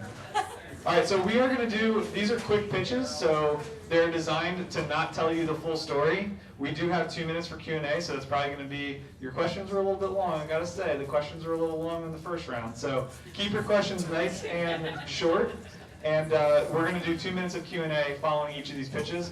The idea here is for you to find out about the great companies that are happening in Austin that are doing really cool stuff. Bring this information back to your colleagues, your friends, your folks who are working in education. The pilot programs that the panel was talking about, this is where the magic happens. So we want to see more of that. We want to see that integration between the startups and the schools. And so you all have some homework to do after this tonight. So I hope you're ready. I hope Julie is ready. Are we good to go? All right. And with that, take it away. Awesome. Hello. So I am Julia Lamarelle, and I'm the co-founder of Kiwi Compute. And so I'm going to talk a little bit about what we're doing in the community and how we can work together across the next school year. So at Kiwi Compute, we want every kid to explore, create, build, and ultimately pick their own path, whatever that means. And we think the best vehicle to do that is through coding. And so these are some of the kids that we've worked with. So as we grow as a community, we need to have more programmers. And we need to have more diverse programmers to be able to tackle the problems that we're facing today, down the line, and those jobs that we don't know exist, to deal with those. So how do we do this? We need to teach kids at a younger age to code. Middle school is typically the best age to do that because they're open to learning, they're receptive, they haven't ruled it out as an interest yet, and statistically speaking, these kids are 6 times more likely to continue in college and potentially as a career. So how do we deal with this? So at Kiwi, we teach Python to middle schoolers specifically. And in the classroom, we have engaging activities, we have demonstrations, and then we teach them through social impact projects. So each kid is dealing with these coding concepts on a regular basis through their own specific project. And at Kiwi, we partner with nonprofits, schools, we do private lessons, workshops, speaking engagements, because we want to reach every kid possible from all backgrounds. And we recognize that a coding program like this is hard to bring into every school. And so we want it to be affordable and accessible to every kid. And so we created a sliding scale so that any program of ours can be integrated into an organization. So these are some of the partners that we've worked with to date. Like I said, wide range of nonprofits, schools, lots of different organizations. And if you're interested in learning more, I'd love to grab coffee. We can talk about what that could look like and how we can work together to reach more kids. So yeah, any questions? Now or later, either way. Round of applause, first of all. And if you have a question, I will run with the mic. So, any questions for Julia? Yes. I'll just Be tell loud, her. be loud. Yeah, that works. Why Python? Because there are a lot of different languages, whether it's SQL, HTML. So why not HTML, CSS, but Python? That's a great question. I get that a lot. There are so many different languages you can teach. We picked Python because it's really simple syntax-wise. Kids get kind of overwhelmed with all the little details, and it reads really easily. And I know it's a back-end language, but kids do pick it up quickly, and you can do pretty simple projects quickly with just a few lessons. But we do recognize that there's many languages out there. Question in the back. I'm sorry if you already said this, but are you teaching this in the school day or after school?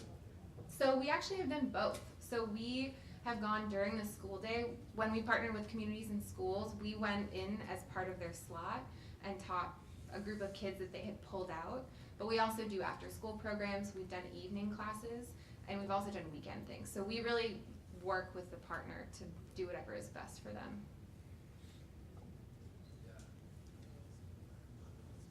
Other questions?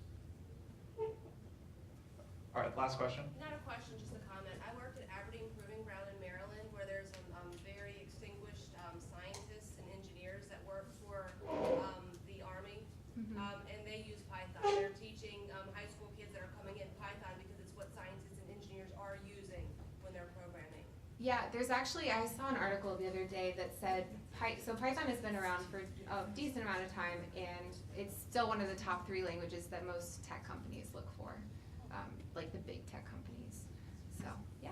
And I'll be around after, so just stop me and we can talk more. Thank you. All right, round of applause. Okay, up next we have Michael with Upswing. And I'll make sure that y'all know who's on deck. So after Michael is going to be Pen Pal Schools. I think you're in the browser already. Yeah, so that's the one. I guess can we start? Yeah, you're good to go. Okay, cool. My name's Michael Plunkett, and I'm one of the software engineers at Upswing. So what we do is we are on a mission to end attrition. So it's a clever line, which I would love to take credit for. But so what we do is we try to essentially give access to people to university services when they would normally not have it, be it for sort of proximity, difficulty of getting there. So a lot of things we do are online tutoring, online advising, check-in center things. So when people go into learning centers, we take care of that for them so they can look at analytics afterwards. We also do asynchronous writing so that you don't have to, sort of a mission a lot of what we've seen is if you've ever gone to community colleges, you'll see where it's kind of, sometimes it's hard to get into the actual campus.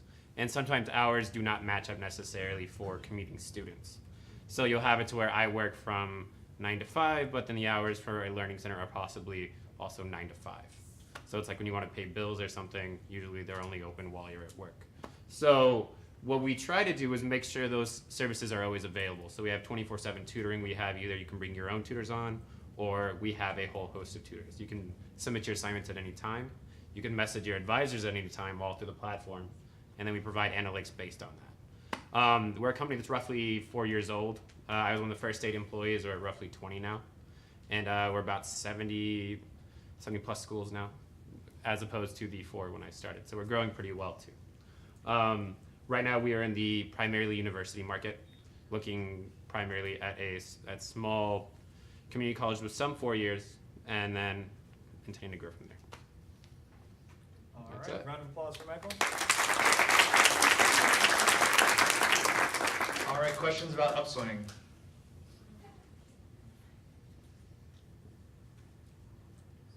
All right, I will ask a question. So what are the universities that you're working with in the area, and how does a student find out about you and access Upswing? So some of the bigger ones, we work with UNT right now. We work with some in the Valley, Texas Southmost we just started to sign with. UTPB, so University of Texas Permian Basin, and then quite a few, Houston Community College we work with as well. So a big thing of what we do is we have account managers, but we also have sort of heroes, which it's essentially, Brand ambassadors? Brand ambassadors, essentially. So they'll work to provide analytics based for the admins. They will go on campus. We will have Upswing sort of ambassadors on campus that are students, and they'll table for us, and then we'll give them all the things they need, marketing pamphlets, all those things. And we try to engage students and always be available in terms of online questions and things like that. Very cool. Good question. Yeah. So are you providing like a framework for the university to provide tutors for, or is this something that you do as well? Are you going out and recruiting tutors to work with this? So it's a little bit of both. You'll have some schools like UNT, which uses us specifically with their own tutors. So now they will do all of their scheduling through us. They will do their online and offline things. So you'll have sometimes when a tutor cannot make it and say they're sick, but they still want to work. They can work from home and still meet with the same students they would otherwise. And then we also have we have tutors from all around the world, from Doha to Brazil. So we have a very heavy vetting process, which is something that we've gotten a little bit as we've grown. We have 2 people that take responsibility for just tutoring curriculum and then tutoring quality. And so we cover everything from nursing to advanced database design. All right, last question. Yeah, so do you have like an app, or how do they connect? Is it like through Hangout or? So we actually have an inside app. So we take care of the scheduling. We have the app inside the application. And so all of the information from initial scheduling to where you meet through here is all covered through there. So should the administrator want to look back at a session, we have all those things available within the app. Does that answer your question? Yeah. Okay. All right, let's give him a round of applause. Thank you, Michael. Okay, up next we have Jessica from Pen Pal Schools, and on deck we have Sabina with Hello World.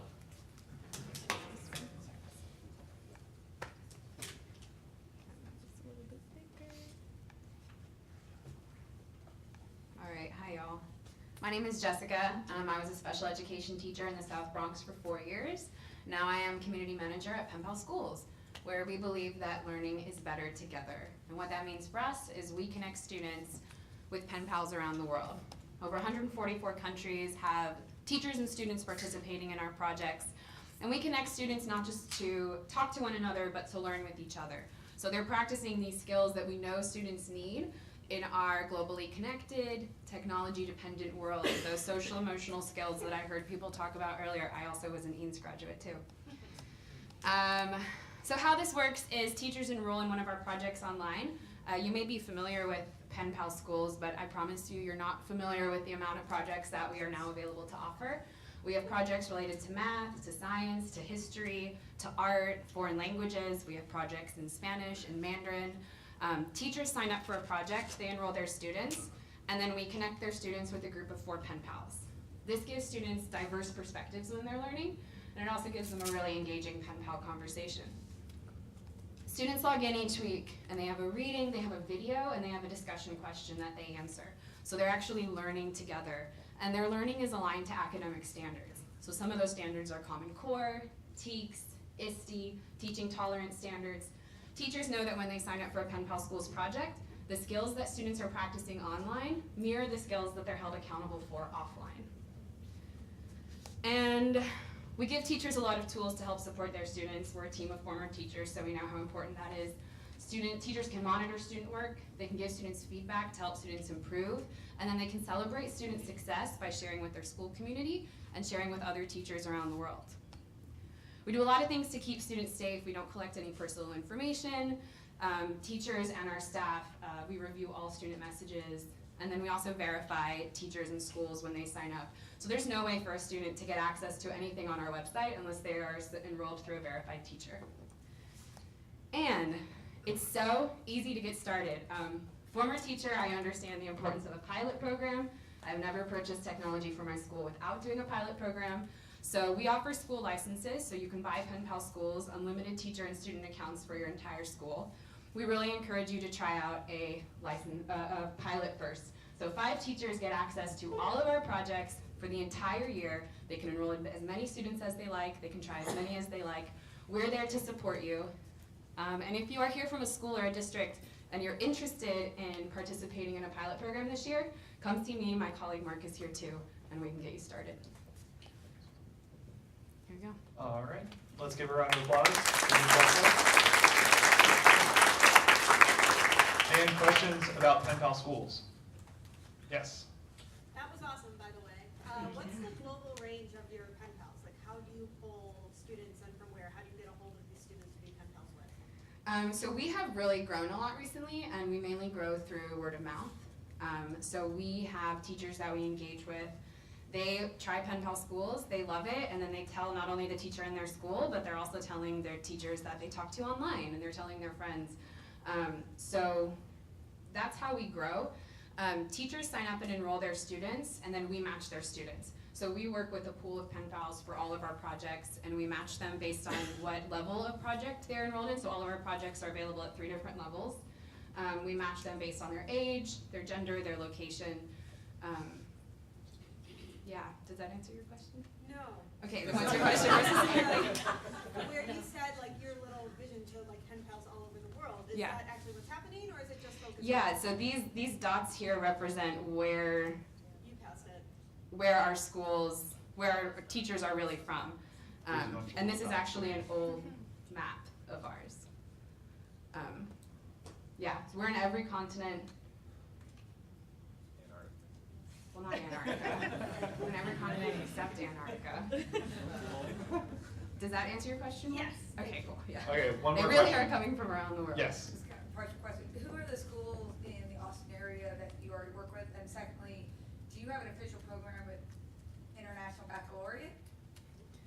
Yes, we've been talking to, we don't have an official program with IB schools, but we have been working closely with more and more IB schools because we're trying to grow there. Austin ISD is one of our partner schools. We were visiting with a school from Austin ISD this morning, Brushing Creek Elementary. I know that there are schools in Eames that use us. There's a lot of schools in Austin. This is where we started. So the idea that you mentioned earlier of starting local in your community and growing from there, like everything that you see on Pen Pal Schools is because we're in schools, we're learning from teachers and students, and that's how our product grows. And that's also how it grows by word of mouth too. All right, round of applause. Thank you, Jessica. Okay, next up we have Sabina with Hello World, and on deck is Holly. Is Holly here? I have not seen Holly. Okay, so up next after that will be Yuri from Project Pals.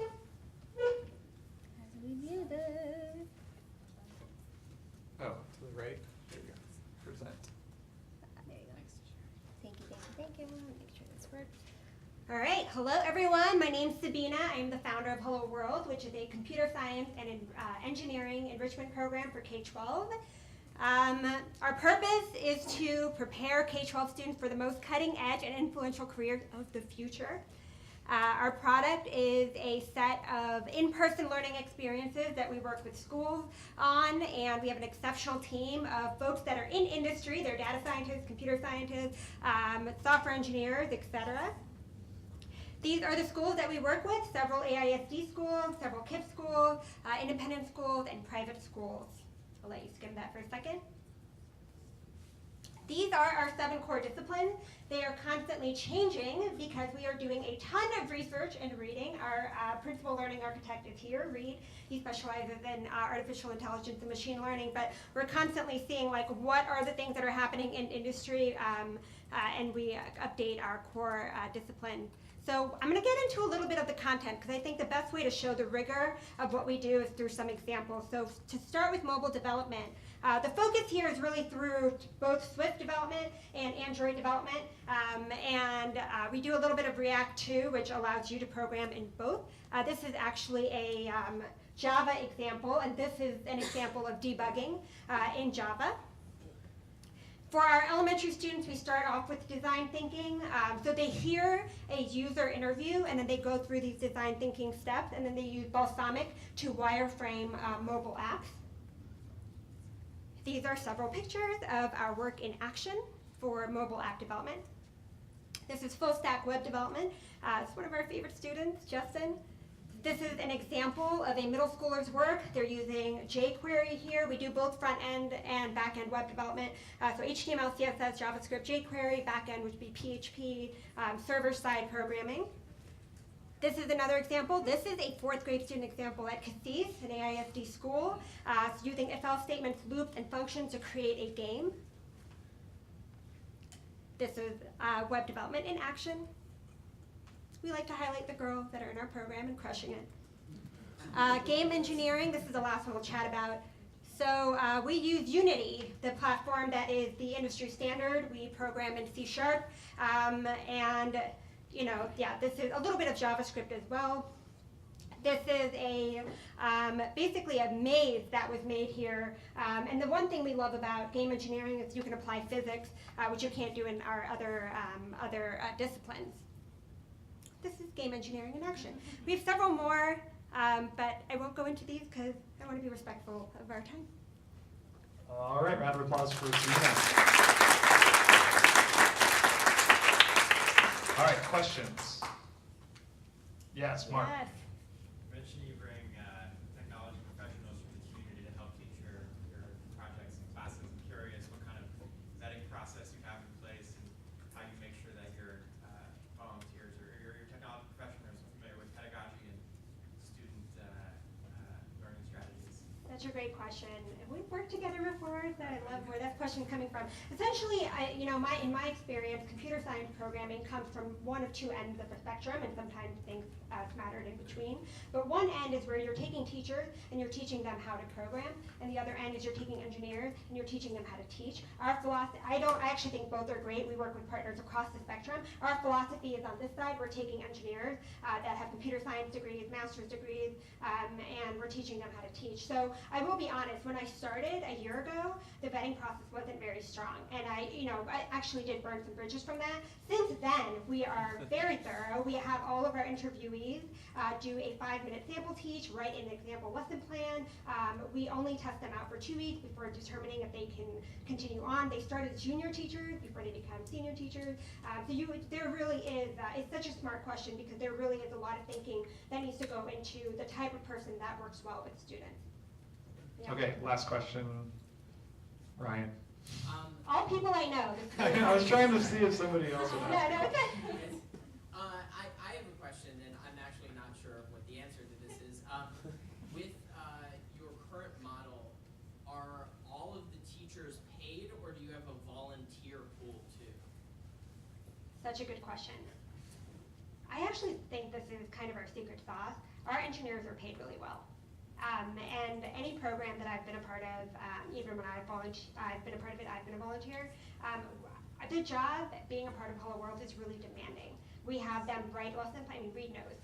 Reed spends more time in Hello World than any other job that he has. Maybe I shouldn't be sharing that. But we have them lesson planning, writing assessments, grading the assessment, communicating with families, sharing trackers with families, we do parent nights. There's just so much that we ask of them. It would not be fair, nor would it uphold the quality that we want to ensure if we said, come and do this on a voluntary basis. So we do compensate, and we try to actually compensate at industry levels. Another question, but I think we're at time. Yeah, talk to Sabina after. She's awesome and would love to answer your questions. Round of applause. Thank you, Sabina. I just want to point out that all of the volunteers for EdTech Austin are paid in beer, so if you want to be a sponsor to help us get paid for doing this, that would be cool. And yeah, if you want to do co-working.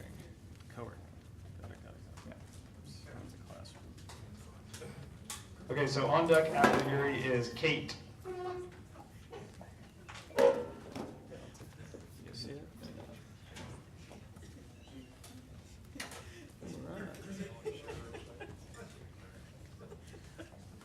So y'all can see that. Okay, cool.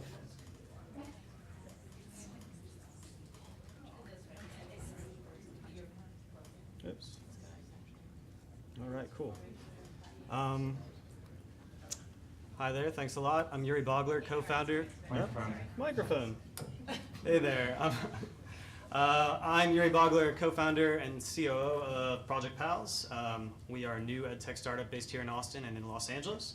Our mission is to connect the world in deep learning through collaborative problem solving. We believe in the power of project-based learning to engage students in discovery and improve learning outcomes. But implementing PBL is challenging, especially managing multiple projects at the same time. That's why we designed Project Pals, which is a project-based learning design and management platform for grades 4 through 12. Really, we want to make projects easier for teachers to manage, right? So we provide a lot of data and kind of information so that they can more easily monitor projects that are happening in their classroom. And for students, we want to enhance their learning opportunity through the project by providing them the central workspace so they can collaborate together in an environment that's updated in real time, similarly to Google Docs.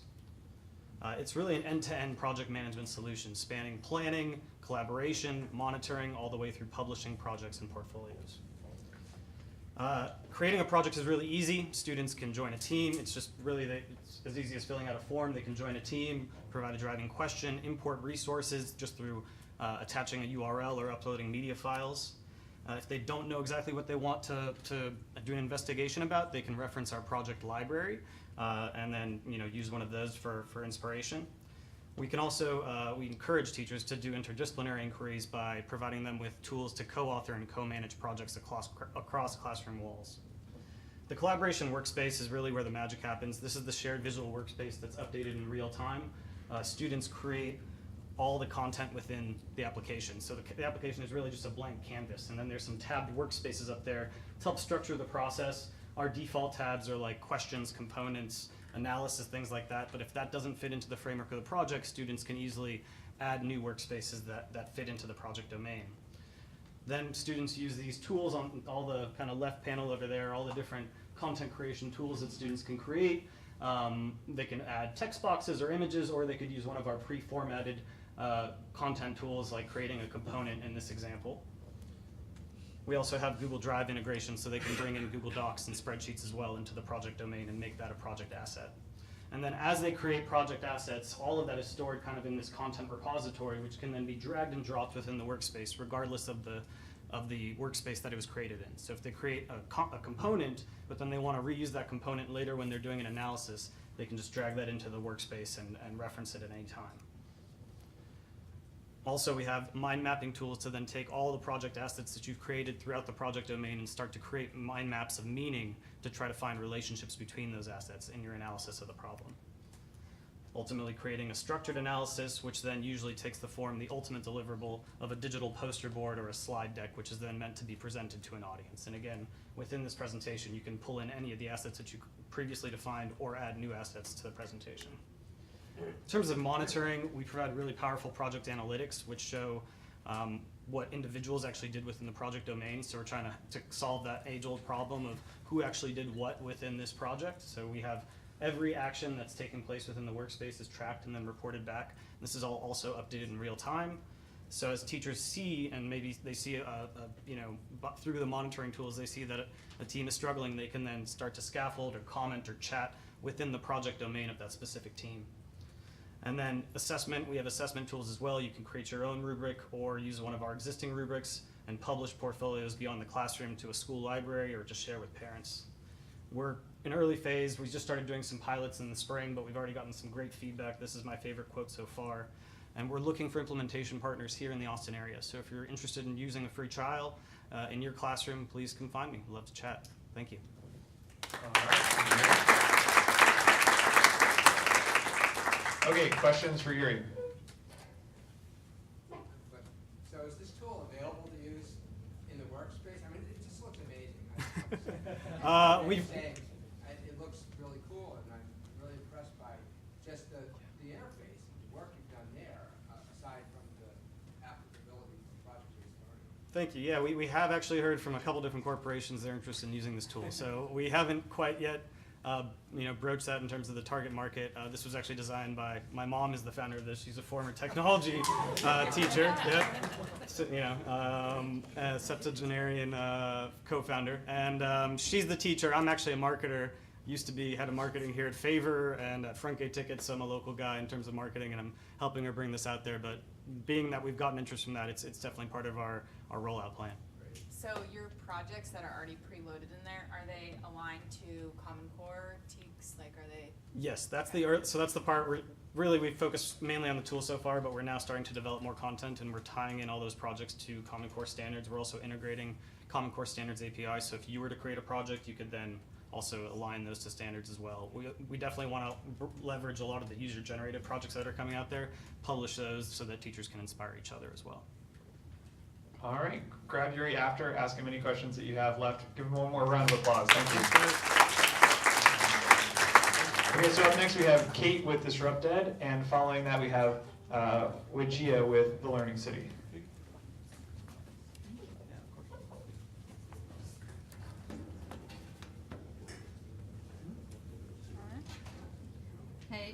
Hey, can you? All right. Hey, everybody. I'm a visual learner, and 70% of people are visual learners. So it's likely that most of you guys are too.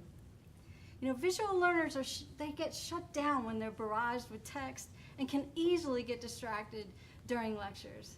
And what starts to happen is we start to get disappointed in ourselves, and that can send some pretty mixed signals. So sometimes teachers and parents misinterpret some of those signals.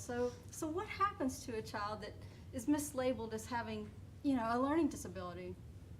Oftentimes, they can get put on a remedial track, or could unknowingly be suffering or struggling with things like ADD or dyslexia, when in fact it's proven that they're just as smart and capable as their peers. They're just not being taught in the way that they like to learn. Our solution is mobile-based immersive learning with augmented reality and virtual reality technology. 85% of educators support AR and VR as a tool for improving engagement, inclusion, and performance. I'm Kate Pyler, CEO and founder of Disrupt Ed. And we believe that disruption is the key to progress. And so we're creating a new category of AR and VR education tools to help learners and provide them with joy and empowerment in learning. Our first product is a 5-book series from the imagination of artist Ed Heck. And what we do is we create an AR experience and a VR experience together in our disrupted platform.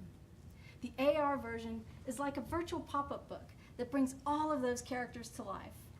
And the VR version allows for a 360-degree dive into the world of each story. We also provide gamified activities in each book that allow readers to explore deeper learning on shapes, colors, numbers, and so much more. We're also creating activity bundles that provide immersive lessons, teacher guides, worksheets, and assessments, so educators can measure performance in greater detail. Now, we have a great team bringing this all together. I have over 20 years experience in production, over 8 years experience in interactive learning, and 4 years in AR immersive learning. My co-founder is a 20-year K-12 veteran who's a superintendent, is an educational speaker, and attends the Presidential Council on Learning each year. Our design and development team are the award-winning talent behind our products and our platform. So see me afterwards, find out more about us, and let us sign up for a pilot together. We are disrupted, and we're fearlessly improving learning. Thank you. All right, questions for Kate? Great. I saw a hand up there, Is the stories does it include a Lexile level, and is it TEKS aligned? Yes. What we're doing right now is this is our first book is coming out in a week, okay? And so what we'd really like to do is begin those pilots that we were talking about to get feedback on the product to make sure that we're having the right product go to market, really. So yes, we're focused on putting those in our activities to make sure that those are covered as well.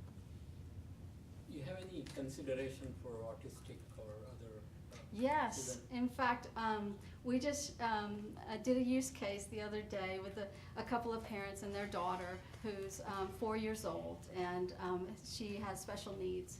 And we put this in front of her, and she and her parents told us that they'd never seen her light up like this in a learning experience.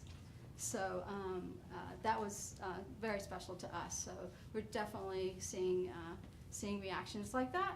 Also, Ithaca College Speech and Pathology Department is asking me to come up and be a guest lecturer and to work with them on programs that this can implement some of those things as well. So yeah, we're getting a lot of interest in that area. I hope you all have a chance to check out the product. It's super, super cool. Yeah, I do have a demo ready, and anybody can come up afterwards and see the virtual reality version and the augmented reality versions of the book as well. All right, very cool. Thank you very much. Okay. Next up is Wijia, followed by Joyce from Auto. Yeah, you're up now.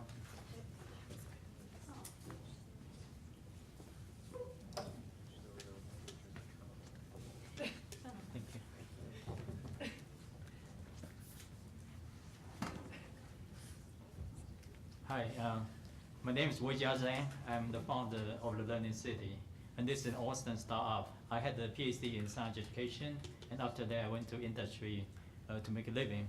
And then 3 years ago, my advisor in Arizona State came here saying that American science education is big trouble. And I said, you need to donate money or not? He said, no, we need your brain. So I basically quitted my principal engineer work full-time and then started this company. And when I look at American science education, technology education, there are many things that they have problems. So we all know that. The first thing is that of high school, only 16% of students are interested or proficient in science or technology. And also, America is ranked number 52 in the world for science and technology education. And I came from a third world, but when I came here, I realized that the things I learned in the third world is much more than what I learned from here. My daughter, who got a PhD, got a computer engineering degree from MIT, only has 10 labs in high school. And I look at that and say, no, that's not right. Okay? And look at the whole thing.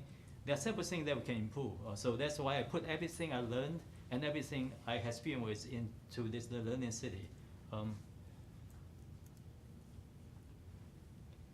The mission statement I said already, problem to solve, that timeline.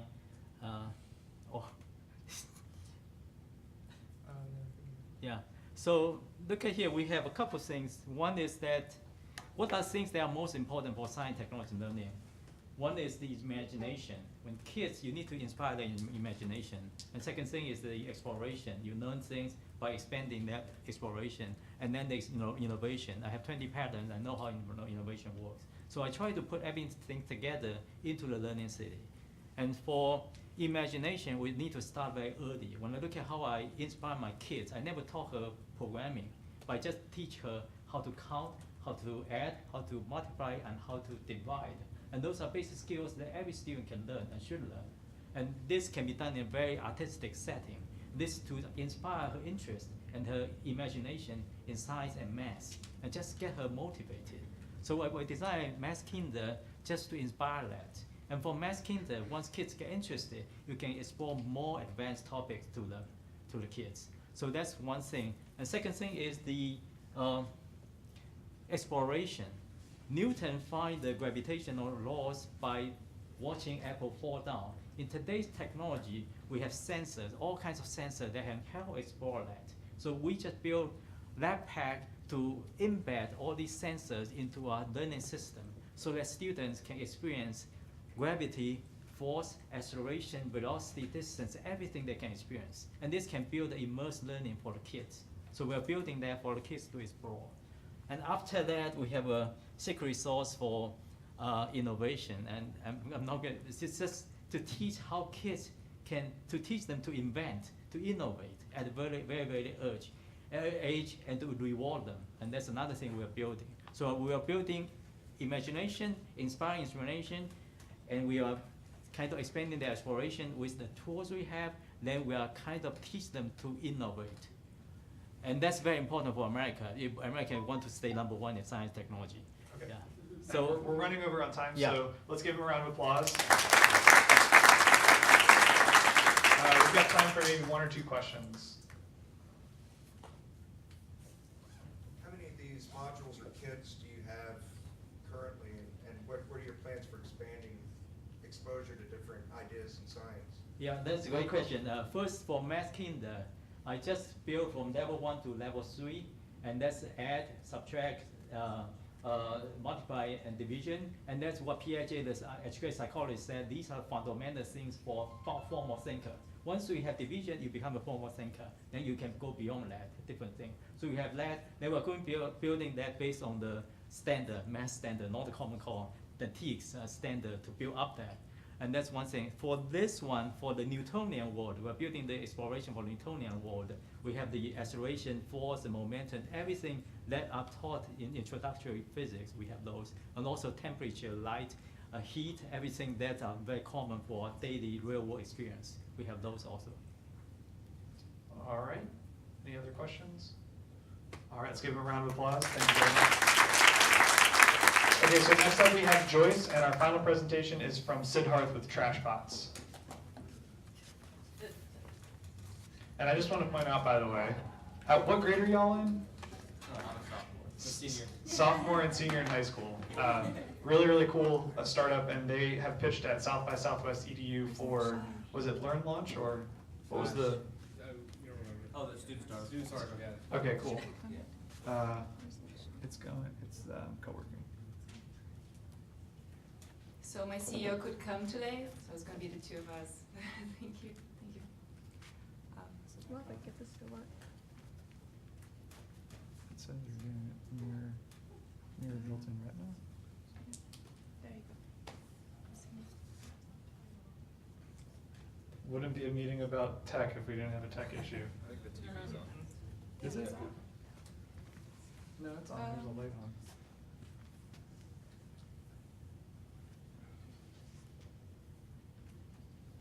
Try, go to that one more time and just do mirror.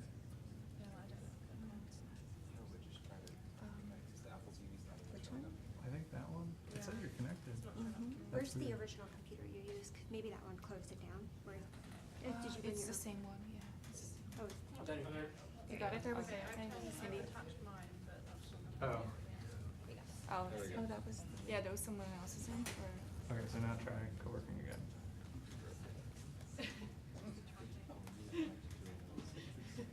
It's showing something, it's just not Yeah. showing yours.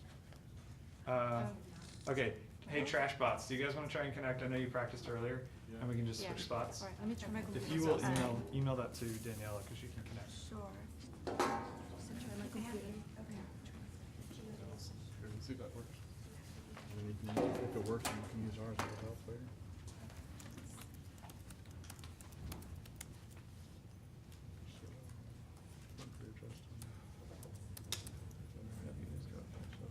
Well, no, yeah, dude. it's okay. We just walk through it and then go to co-working. Most of it's on. You go?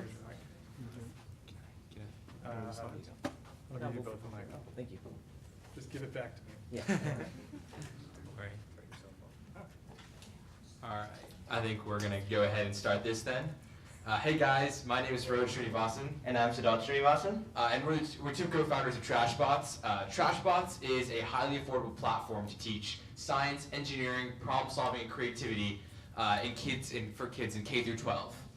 Actually, let's give a little background on how the idea of Trashbots came about.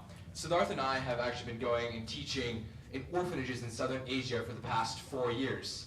At the same time, Paul Austin here, who is our third co-founder, has also been going and teaching in schools and orphanages in both Africa and India while he was a chief architect at National Instruments.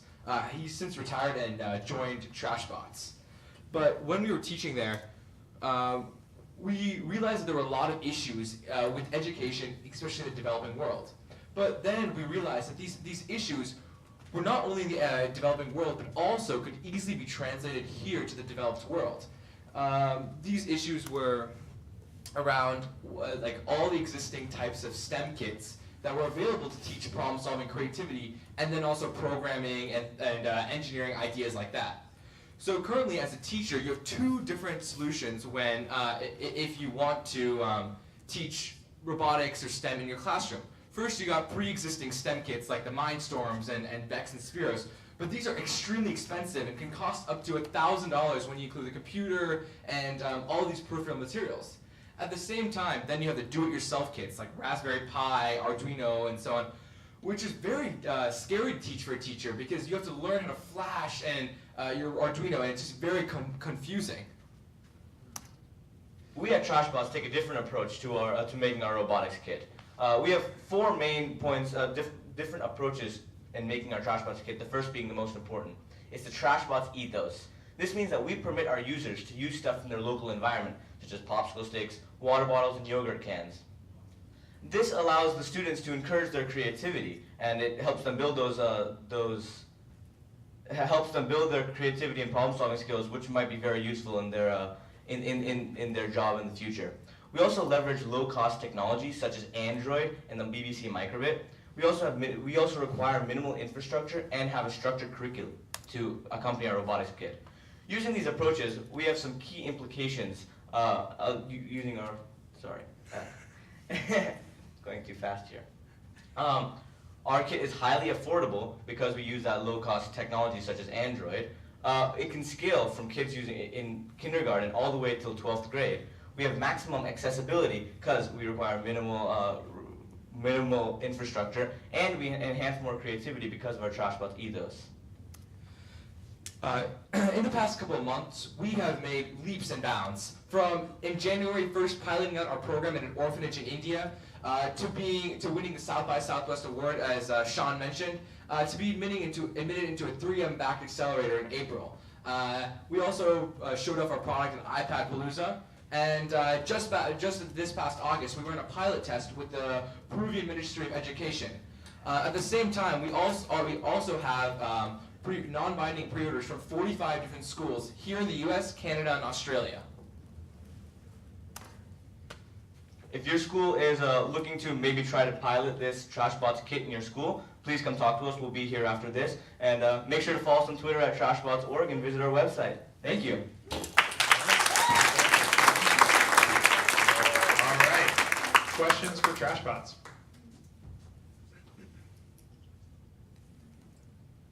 Where did you get the inspiration from? Like, where did you get the idea of your business as a high school student?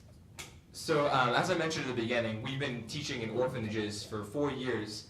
And at these orphanages, the amount of work it took to bring computers, buy pre-existing kits and bring it there. And then once it was there, the amount of work it was to continue supporting them by buying materials and sending it over there. We just realized what a hassle it was. And if it was a hassle for those kids, for those schools over there, then we realized it must also be a hassle for schools over here. And that's where the inspiration came from, when we came back and realized what a big issue it was. All right, last question, yes? One of the benefits of Vex and Mindstorms is the competition where the kids have a challenge, they get to compete with other kids. How does your program inspire kids to work harder and beyond what they're capable of, like those other programs? So we didn't touch much on this in the presentation, but we actually have a structured curriculum to accompany our kit. And we have two main features of this curriculum. The first one is something called the engineering process. And this is a way for kids to think about how to solve problems. So that's think, build, test until you reach your goal, right? And this teaches kids It's Spanish on the board. Yeah, it's in Spanish on the board. But it helps kids take more risks, build teamwork, and those type of skills. The second thing is gamification, which kind of helps with what you're talking about. So we add a game to every project that you do with the kit. And a game helps kids be better because of their peers, right? All kids want to win. I'm sure all of you guys know that. So, for example, we have a parachute challenge where kids drop parachutes and they slowly glide down. We have a competition whose parachute will stay in the air for the longest, and that helps kids work together and collaborate to be better and better. And at the same time, you know, in these VEX competitions and so on, it's very stressful, very hard on the teachers because they're trying to work and so on. And in the end, and we think it's more important for the kids to benefit and not be stressed out. So we tell kids to they can compete with themselves to try to better their goal. So it becomes less about, okay, I need to win, and if I don't win, it's a complete failure. It's a complete disaster if I don't make it to the next round. Because that's not what we're trying to teach them in the end. We're trying to teach them to be better. Make themselves better. So that's why the competition amongst themselves and amongst their peers in the classroom is what really, really we've noticed makes them work better together and really benefits them in the long run. All right. Thank you very much. All right, and it is a school night, I know that, but we do have one more presentation left. And Auto should be good to go. Yes. We did some high-tech, sophisticated problem solving behind the scenes. All right. And do you want a mic as well? I can give you my 2 mics. Sure. Yeah, let's do it. There we go. Hi, my name's Cindy Reyna, and this is Joyce Rigello. And this is Diana here. Diana, yeah, and we're both co-founders of our company Auto, which stands for autonomous cars. A little bit about us. There are 4 founders, and we come from very diverse backgrounds, but we have 2 things in common. We're all data scientists, so we're working on artificial intelligence technology, and we're all very passionate about teaching kids to program and go into STEM fields. And we use these self-driving robotic cars to do that. Now, as data scientists, we're all very aware of the disruption that artificial intelligence is causing. They're calling it the 4th Industrial Revolution. So as it's been said several times tonight, how do we prepare these our kids and the future workforce for these jobs that we don't know what they're going to entail? So there are 2 problems we're solving to help address this. First of all, teaching kids early to engage them, and not just teaching them to program, but teach them in an engaging way, which is why we use the robotic cars. You remember as a kid, some people would say, why do we have to learn algebra? We're never going to use it. Well, when you teach a kid to program a self-driving car, which is in the news, they get very engaged, very excited about it, and they want to learn more. The second thing we do, we've developed a product, a content delivery system, which takes the onus of content mastery off the teacher. It's impossible to have a teacher master this content. Industries are having a hard time keeping the skills in-house, finding the skills. So we've developed this system that does the teaching, so the teachers can focus on engaging the kids, helping them how to problem solve, how to be analytical, and sparking that passion in this field. So now I'll turn it over to Joyce to talk about some of our results. Yes. So we have been putting this product early on, since January, on the hands of the kids at first. We have been to a few schools and Hello World as well. Like, we have been partnered with, it's one of our most enthusiastic partners. So we learn with the kids, we learn what they need, what engage them, what help them learn in a better way. For example, we use Python programming as well. It's very friendly. We use in our industries, right, it's out there. And since the summer, we have put our content platform also in the hands of teachers. We are learning from them what they need. We don't want to create something that nobody wants, right? So we are getting out there, learning with what they want. And I believe programming is the brain of many technologies, and our first goal here is to make sure every kid in the world can have access to programming. But since we can't be out there everywhere in the world, there's very few of us with being fortunate to learn such skill. We want to bring a very easy to go with product to our teachers, right? So we're really excited about this. We're gonna keep piloting with them, with the schools in Austin, and learning more, improving this. So since this, here you go. Just to show a little bit of how much fun they can have, this should be worth more than 1,000 words, right? This is from the summer camp. This little girl here and her friend programmed the car to react to colors, and they want to make the car go in that particular path using the color detection.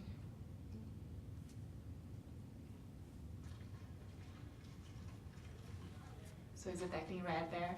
Her code is running already. And this is an elementary school student. Yeah. So they're not learning how to drive. That's why she chose yellow for turning right.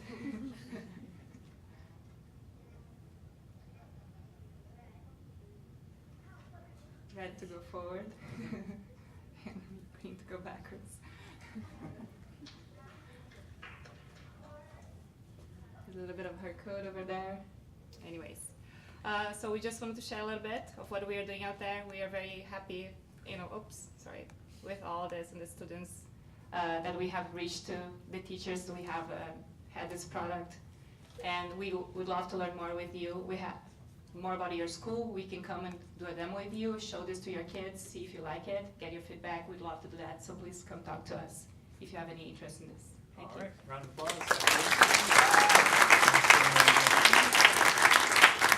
Okay, and we are running short on time, so we'll do one question from the audience if y'all have one question for Auto. Yes?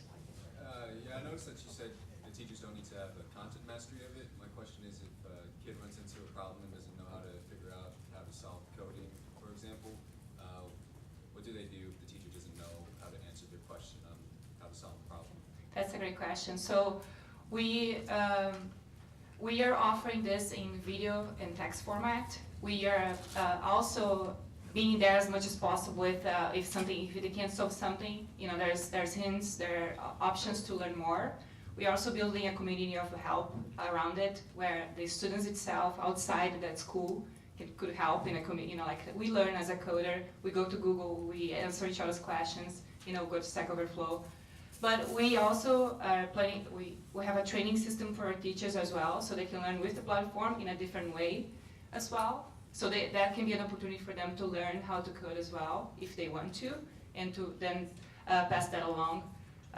Or support as well. I know it's hard to actually answer a question sometimes when you don't know, but one thing I learned as a teacher, that sooner or later your kid is going to pass you. They're going to know how to solve something faster or how to solve something better. And the teacher had to be able to be okay with that. Like, oh, maybe I don't know how to answer a question, maybe you should Google it, maybe you should ask someone else in the room, and so on. But we are trying to provide as much as possible support for that through the platform, through the training, or online out there with our community of help. Thank you. All right, one more round of applause. Thank you all. All right, so thank you so much to everybody who presented. Thank you to our panel, to our organizers. I really appreciate y'all staying late. I know, like I said, it is a school night. So having said that, I know these folks would be eager to talk with you and exchange business cards, chat for a little bit longer, ask them to coffee, pay for it, and really help them continue that conversation and find ways to get connected to the right people in the schools to help students. So that's all I have for you tonight. Like I said, we do have to be out of here pretty shortly. Elevator pitches, y'all can talk to them on the elevator. There's a lobby downstairs. You can hang out down there. Thank you so much. We'll see you guys next time.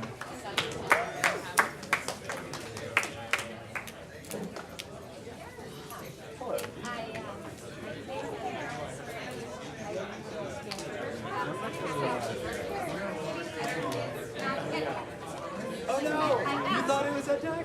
Exactly. So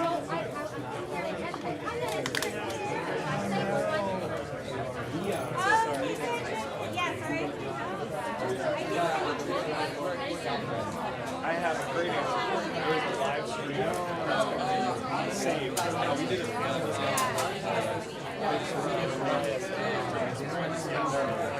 It's great. I can send it to you.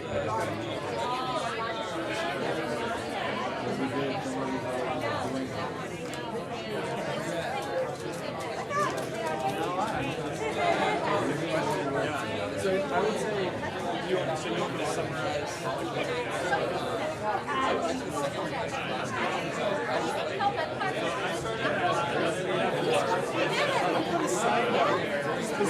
I'm sorry.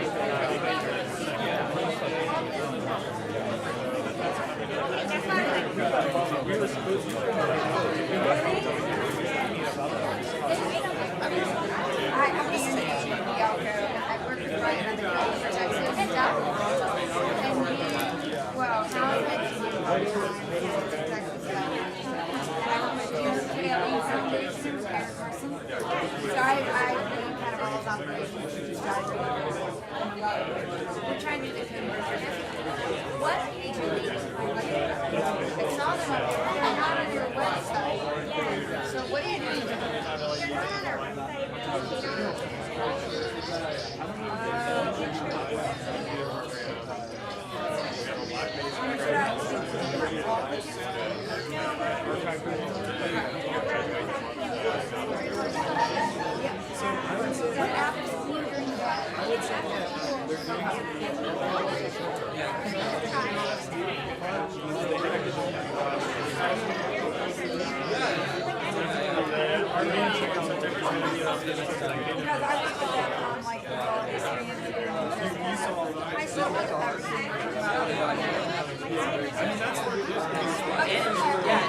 She used to be a big wing at TFA until 3 weeks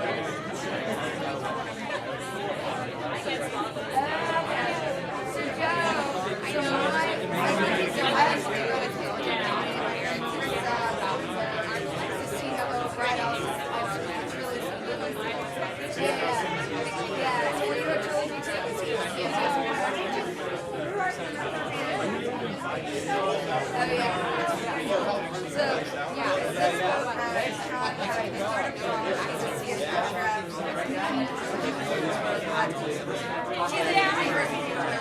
Sabina. Anyways, give me some hashtag. And on the girls see round. I'll reach out to you. And I want to know the code.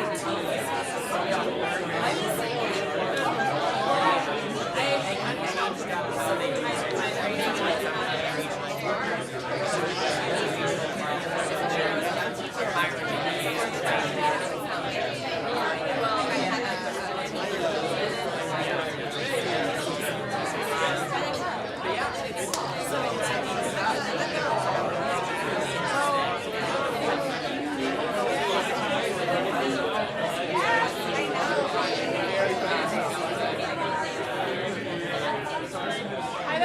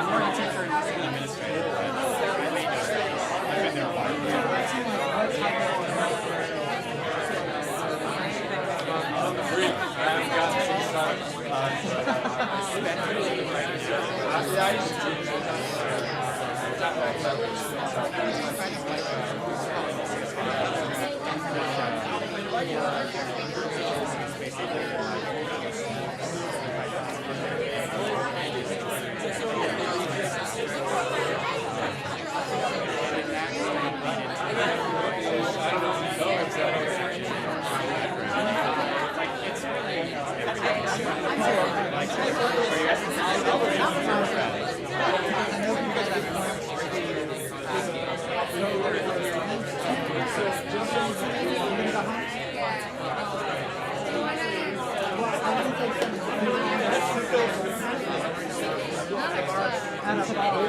Now